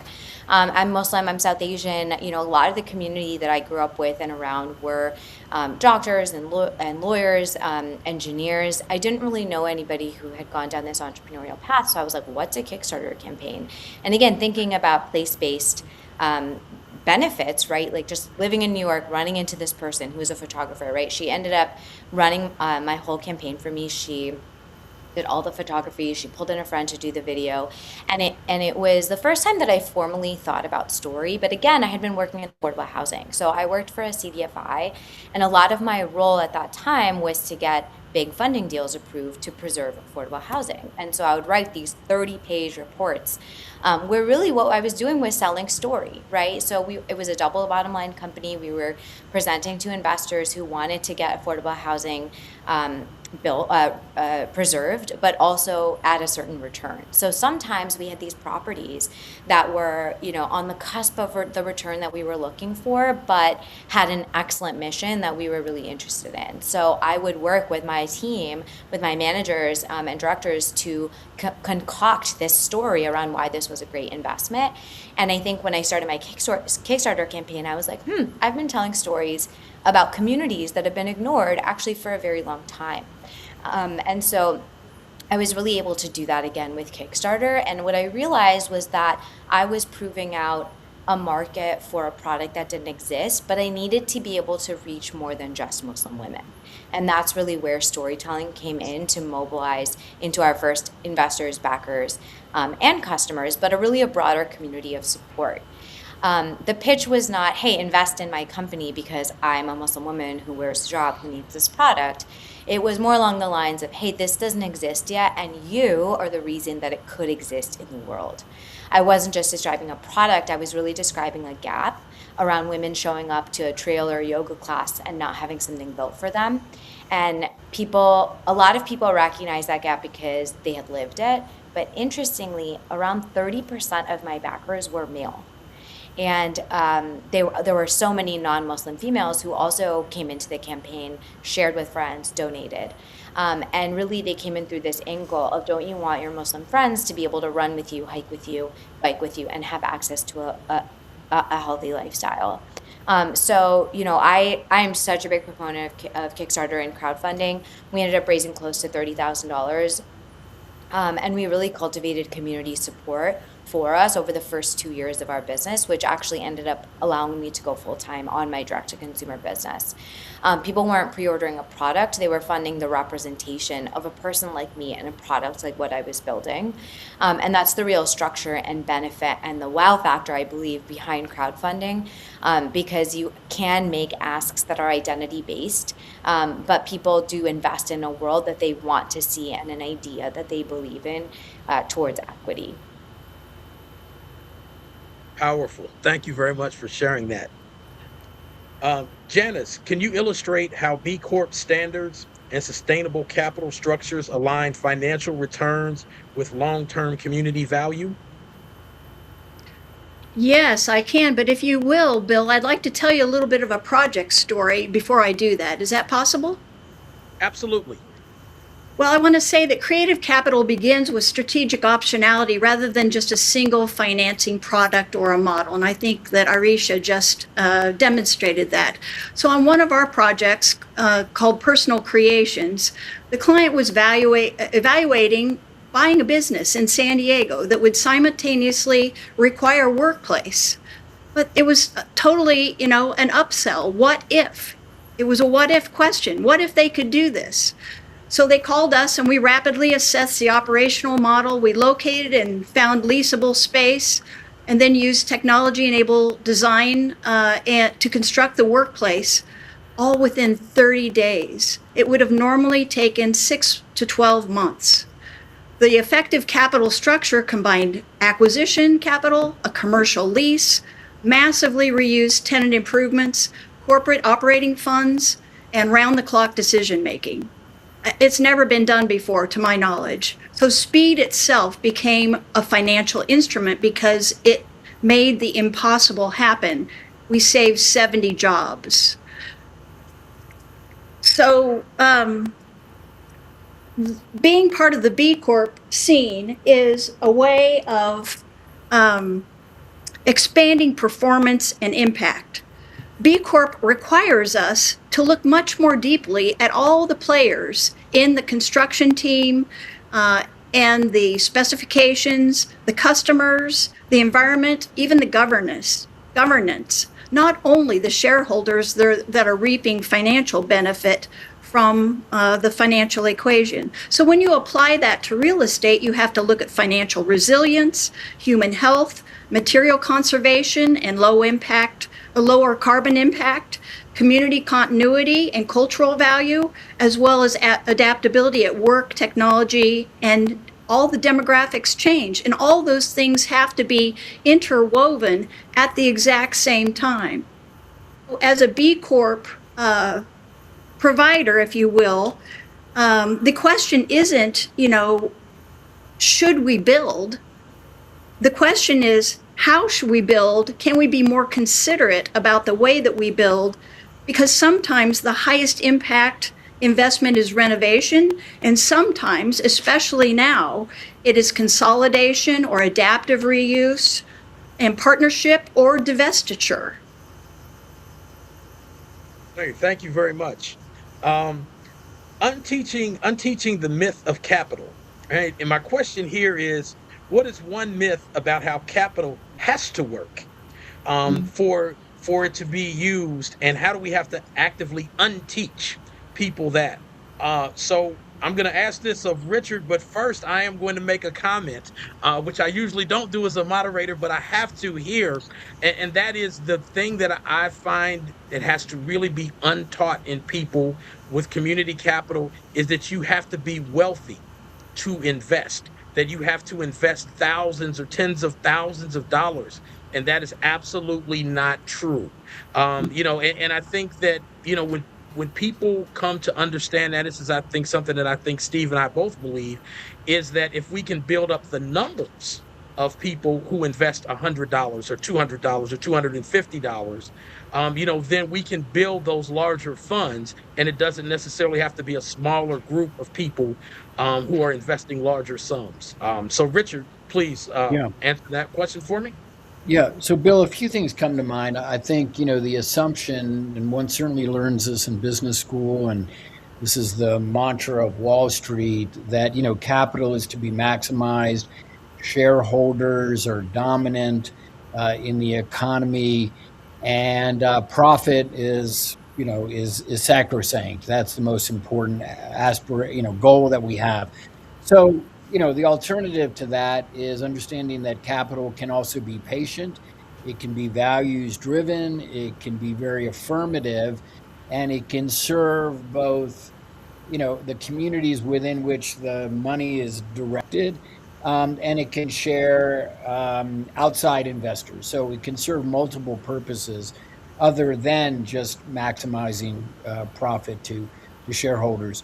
A few of the quick things occur to me. One is, there are many different models where communities like in the Berkshires in Massachusetts have developed a system of Berkshire's bucks, and those are dollars that can be spent in multiple stores. I think dozens of stores in the Berkshires and multiple municipalities. And it's legal tender within those communities. So that's a very effective way to maintain your values, to support a local business ecosystem, and change the definition of what capital is designed to do. Another thing I think to keep in mind, Bill, is that there are capital is often identified as you have to be a certified or qualified investor in order to make certain investments. Risk is certainly a factor that any investor should take into account, whether they're putting $100 in or $100 million in. You have to factor that in. But I remember a piece of legislation I worked on almost a decade ago in California. It was SB 577, and it was an attempt to allow small businesses that were looking to expand to reach out to the community and their customers and have them become an owner in their operation, not turning it into an ESOP or a co-op, but rather selling shares in that business. And initially, the state regulator said, that just exposes the ordinary citizen to too much risk. But because of disclosure requirements that were written into the bill and the transparency of the investment, you are now able to invest in locally owned businesses in California, and a number of other states have pursued a model like that as well. Great, thank you. Arshiya, back to you. Can you dispel for us the myth that community-backed ventures are higher risk or less viable than institutional VC-backed companies based on the work that you did with your crowdfunding campaign? Yeah, absolutely. And it's Arshiya. Arshiya is Arshiya, I'm sorry. for short. No problem. This is such an interesting question. And it's something I've thought about a lot. And it does come up in my work a lot, coaching founders, because founders kind of still have this mentality a lot of times coming in. They're day one, they don't have revenue, and they're like, we're going to go raise money. And it's something that's really interesting. And actually, in prepping for today's conversation, I was like, you know what? I'm going to Google this. And it was really fascinating because I found an article that was published in April of 2026, so very recently by Inc. magazine, and it said a new study found that VC-backed startups are actually more likely to commit fraud. And the study looked at 12 companies involved in fraud cases, and there was almost $700 million in losses and 73 years of prison sentences for founders. And I think for anyone watching, I've definitely, when I was reading this article, I thought of like Fire Festival, right, which like had a documentary and a podcast and all these big pieces of media around it, and founders being, kind of delusional and committing fraud. And I think what's really interesting to me is that, and what it made me really think of to really dispel this myth, is that these kinds of ventures who have so much big money behind them, there's so much more pressure to succeed. And I think when things start going south for these kinds of ventures, they have this instinct to protect themselves and to protect their reputation and to be dishonest, not because they're trying to deceive their investors, but because they are trying to protect themselves from the consequences of what might happen. And it's, honestly, I've come across these companies. I've even worked for this kind of organization, unfortunately, and I left pretty quickly after I was in it when I kind of figured that was happening. But I think when investors expect extreme growth and the numbers don't match what the story that they were sold at the beginning was, the founders start manufacturing the appearance of success instead of working on building. And I think, again, kind of to go back to this myth busting, I started my company on Kickstarter, and my backers invested in me without the product existing, literally like pictures and prototypes up on the internet. And they, of course, there were people, when we hit delays and product delays and stuff, there were people messaging being like, hey, when are we going to get our product? But overall, the community wanted just to be a part of the story. And when I wrote back to them and said, hey, we're hitting a couple of months delays, you'll get your product, but it'll be on this date instead of this date. It was, I had the option to be really transparent, which I think founders don't always feel like they have the option to be with their investor. And so, I think community capital, it's not unproven, and it's an amazing way for people to launch products.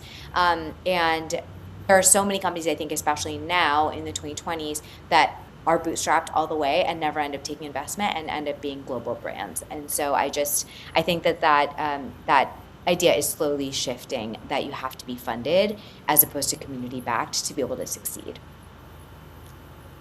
A real quick follow-up question for you there. You said something that really kind of sparked my thought, and that is, how important was it for you to begin with friends, family, people that you knew, and people who trusted you in this process? Oh, so important, and I think it's kind of similar to how people go to an angel investor, for example, right? It's somebody who's an individual who they can build a relationship with. For me, when I think about it, it was close to 400 people, and it's like I got to build relationships with those 400 people. And some of them I knew, and some of them I didn't, but I think it just helped me be vulnerable and really tell the story of my community and of the product I was building. And it also allowed me to get a ton of awesome feedback, right? I think that is something I always, when I'm working with founders as a coach, I always tell them, don't be precious about your idea. When you talk about your idea, about the product that you're building, it's hard to execute. No one's going to take your idea. And if they do, you're going to have to pivot. But you don't need to be precious with it. Talking about your idea is the best gift that you could give yourself, because you get feedback. And I was able to be in conversation with 400 people in my ideation phase. And they were DMing me, I was emailing with them. Right before I launched my product, I did a bunch of focus groups. Again, I was living in New York, and I was just emailing my list the whole time, being like, hey, I need 10 people to come and try this on and give me feedback. I need 10 people to come and say the name of my company out loud to me and the product names to see if you can pronounce them or not. And we need to change it before it goes into production. And those are the kinds of experiences and access to community and conversations that you will never have if you go straight into like really, really, really formal investment. And I think that really demonstrates the power of community-backed funding. Thank you. Great response. Steve, challenge the idea that municipal finance tools belong solely to Wall Street and large institutional players. Oh man, how much time we have here. Public banks, infrastructure banks, green banks, what a great solution that's staring us in the face, and for who knows how many decades we just keep ignoring it, except in North Dakota. Banks, alternative banks like that are tremendous tools to really help particularly disinvested communities. There's just no question about it. The question is, and this is where activism comes in, why aren't we allowed, like in DC, we got $3 billion worth of money parked in Wall Street. You know how much interest that generates? The interest that generates would pay for housing trust funds from now until forever. Why aren't we doing that? So to not get too much on the political soapbox here, we have the solutions. Why aren't we doing this? And it's not just, well, that's a solution. It's got to be combination. So can we do public banking or infrastructure banking and match it with community impact money? Can we match it with crowdfunding money to show that the community is going to come up with the 5% of the capital stack? These are all things these are our tools that are here. Why aren't we using them? Particularly if at the end of the day, the common good, investors, everyone benefits when we all come together and invest in our communities in a more collaborative, productive way, because we want to mitigate risk. We could do housing, but if right next to our housing is like a dumpster fire, that doesn't help anyone. We need to look at this broader, and there's tremendous benefits that come out of it if we could bring it all together. And that's where what I call the social enterprise activism comes in. Not just, oh, you're an activist, you're going to get a sign and go and protest. Yeah, that's the old, that's part of it. But this is what we were talking about, financial activism. How do we think smarter? How do we leverage the tools we have? How do we ask all right, I'll get a little political, the oligarch to light up a little bit, everyone. There's enough, resources for everyone. Please, can we start implementing some of these things, because they work. And they work in communities that a lot of investors don't even want to go anywhere near. So. And Bill, if I could just tag on to that, Stephen and I have spent some time together in DC, and I want to echo his observation, that policy can change the outcome here, but unfortunately, sort of the disaggregation of this field doesn't always have the resources to show up in Washington and advocate for, a particular idea. But the other thing to keep in mind is that, I think more success is probably likely to happen at the municipal level, maybe some more at the state level, but at the federal level, the way a typical congressional office is structured is they're really not hearing from people like Steve and the other panelists here. They're hearing from commercial banks, from insurance companies, and, very well-entrenched interests who have an army of lobbyists. So part of the solution is educating policymakers on the benefits of all these ideas, which they're generally not so familiar with, although you would think that they might be, but they need to be educated. Quick follow-up question there. With the way that things are structured at the congressional level, how do you start that educational process, right? Without talking to someone who works there, and then your conversation goes absolutely nowhere. They hang up the phone and that's it. Yeah, well, they generally won't hang up the phone if you're a constituent. It is relatively easy to get access to a staffer. You have to remember that the average age of the person working in a congressional office is about 26 or 27. And they are working on 7 or 8 different issues. So they are a generalist. And they are often, Bill, really looking to be educated. And I know this from my experience of working on B Corp legislation. When that idea was first introduced that you could become a benefit corporation in, now I think 35 or so states, most legislators had no idea what we were talking about. So it needed to be patiently explained to them, and then they did become more receptive. So, number one, if you're a constituent, you can certainly call your member of Congress. It's helpful to have a short, maybe 1-page, 2-page explanation of your idea. And the actual writing of the legislation is often influenced by people who know more about the idea than the staff person. He or she is taking the advice of folks who are more expert in the idea. So community loan funds, for instance, really came about from the field of advocates and practitioners more so than it came from the banking committee in the Senate or in the House. Thank you. Like a true community lobbyist, Richard. Very good points. Yeah, I feel like we could do a whole panel on that. Yeah. So we're gonna, as we come to a close here, gonna ask each person to tell me what they think is the smallest first step for an activist or a business leader.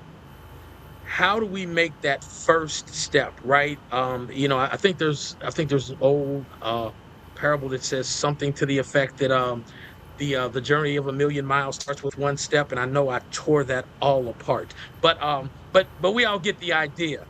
So I would love it if each of us could speak to what they think that first step could be in this process. And I'll start with you, Janice. Well, I just want to pick up on what Richard was just saying. As a B Corp, it's part of our requirement to look into investing in banks that carry that kind of messaging and that kind of outreach to their community. And what you'll find is that there's only one in the West Coast. They are almost all of those banks located in the east. So there's a market opportunity right there. So that's the very first smallest step I can make, is to let this community know that there's an opportunity to get more of that happening in the west. But relative to our work, I would say that the first step is actually getting together over coffee or your favorite refreshment and just ferreting out an idea. Like Arshiya, say it again, Arshi said, you're just asking your friends to feel out an idea that you think might be valuable. Before you raise any money or commissioning any kind of design, then identify one overlooked property in your community and conduct an ideation session. Just brainstorm about that space. Bring together the shareholders, the users, the owner, the community representative, a designer strategist, and one potential capital partner, and ask yourself, the group, with all seriousness and data-supported information, what does this community actually need? What physical and cultural resources already exist? What can we repair, adapt, share, or reuse? And who should participate in the value that we're going to create? What is the smallest investment capable of producing a measurable result? Then fund a short feasibility study rather than jumping right into construction. And that will disconnect the typical process already and change the entire sequence, because it's a more modest and considerate approach. Design is comprehensive. It leads capital allocation rather than simply following it after large financial decisions have already been made. So financial creativity is your change agent. Thank you. Powerful. Arshi, what would be your first step? Yeah, I'll keep mine super short and sweet. I would say write down one sentence about what doesn't exist in the world that you want to see and the reason that you will be the reason that it exists. And I think that's the cornerstone of the story that you're going to tell. And as you do what Janice just said, you get coffee, your favorite refreshment with folks around you who are interested, that story that, hey, this is what I want to see and this is why I'm going to make it happen, it helps you get buy-in from the people that you're meeting with. And if any of this resonated, I will just say, like, chat with any of us. This is an excellent panel. There's so many panelists, but I think that's kind of the next thing I would say is come chat with any of us on how to get started after that. I would say Richard, what would be your first step? Okay. Oh, I'm sorry. Go ahead, Steve. Go ahead. Let's hear Richard. I was going to say, just recognize that money is energy. Money, often has a bad reputation, right? And it creates a lot of psychosis and concern and worry and panic in our country and in the world. But, it can also be extraordinarily transformative. So I think, to Steve's point about whether it's $100 or $100 million, transformation can happen. And I think Arishi's story about $30,000 evolving into a very successful business is really a powerful reminder of that. Our issues require tremendous solutions that can't be done with all of us working separately. It's a cross-sector approach that we need to create where we come together and we talk and we coordinate and we come up with the solutions. Our natural positions are always to stay in our lane, even though our missions might be very, very similar. Rarely do we all come together. Funders, activists, the faith community, everyone else. We need to come together, and that's really hard to do. And we're starting to do that a little bit more. In the Community Finance Academy, one of our priorities is how do we work cross-sector? How do we bring the best and brightest of all minds, anywhere from working in Capitol Hill all the way down to deep community leadership. We need to bring it all together. That's hard to do, but we're beginning to do it because we're running out of time for the solutions that are really, really beginning to affect us. And by the way, Jamie Raskin was the father of B Corp. So here's another extension of what I'm talking about. Jamie, Maryland, I've known him for quite some time, but Jamie, clearly, he's the elected official on the Hill that advocates for what we're talking about, and boy, does he have a voice. Of course, he's very distracted with a lot of other things. The whole point here is deep within the most disinvested communities, all the way up to Capitol Hill, we need to pull this all together for our common solutions we need that would, again, benefit the common good. Great, thank you very much, Steve. If we have a moment here to do a quick lightning round, everybody have just a sentence or two about what they would like people to take away from this panel today.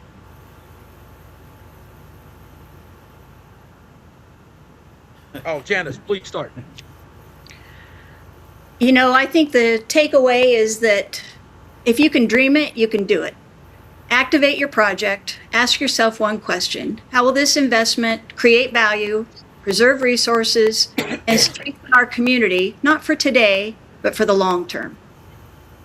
So identify that asset and go after it. We've given you the tools on how to do that. What we need to remember is that we shape our environment as though we are borrowing the land, buildings, water, and materials from our children's children.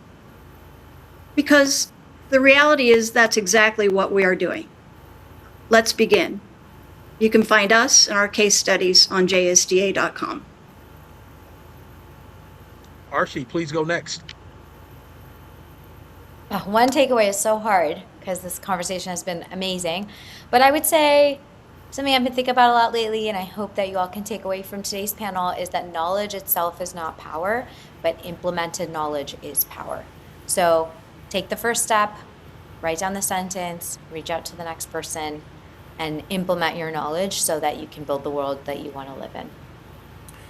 We need to combine the best of business practices with the social outcomes and partnerships with those in the community from every sector that I'd mentioned before. When we come together to do that, we all benefit. When we organize capital, the community wins. When we organize, we win. And that's the only way we could beat back the system that we're all probably not very happy with these days. So it takes a lot of effort. So it's organizing, it's financial placement, and connecting and talking to each other and getting to know each other. That's really important. So, as someone who's living on the front lines of the communities we've been working on for decades. So. Great. Last word, Richard. Yeah, I would say keep your eye on, on the trends, and is the late stage capitalist country that we're living in, is this serving us? And are we as citizens and voters and business leaders, willing to tolerate additional corruption and cronyism? Is this serving our vision of the United States? And if not, we should take Steve's advice and organize. And Devin, thanks for putting this together. My pleasure, my pleasure. Bill, great job leading a great discussion. I think this has just been profoundly important. I couldn't believe more strongly. It's an article of faith that money and activism can and should go together in the investment approach, right? Looking at this, like Arshiya was talking about her project, I invested, put real dollars invested in a company that is serving Arshiya's community, right? Did that just a few months ago. In fact, it was my pick of the week. I love to see money used that way. But what I often neglect is what Steve was talking about, that aspect of actually organizing the activists. I think that is so vitally important. We've got to actually find a way to connect in with all of these people who can and should be participating. I want to thank all of you for taking the time to be here. I know that you're busy people, you're important people. Janice, I want to congratulate you on being a Purpose Built 100 winner. Thank you for being part of the program as well. Bill, thank you for all that you do. I really, as we wrap up now, let me just say I want to thank you all for being here. Let me just talk a little bit about the administrivia of the event. We are going to be wrapping up this video. And our live stream will pick up again with another video at the top of the hour. So about 30 seconds from now, I'll wrap up this one, another one will start, and then that one will run for an hour. That's recorded profiles of our Purpose-Built 100 winners. And then the following hour, we'll start again with new live content. So we look forward to seeing you all back here, throughout the rest of the day and tomorrow, where tomorrow we'll be ranking the Purpose-Built 100 winners. Thanks, everybody. We'll see you again shortly.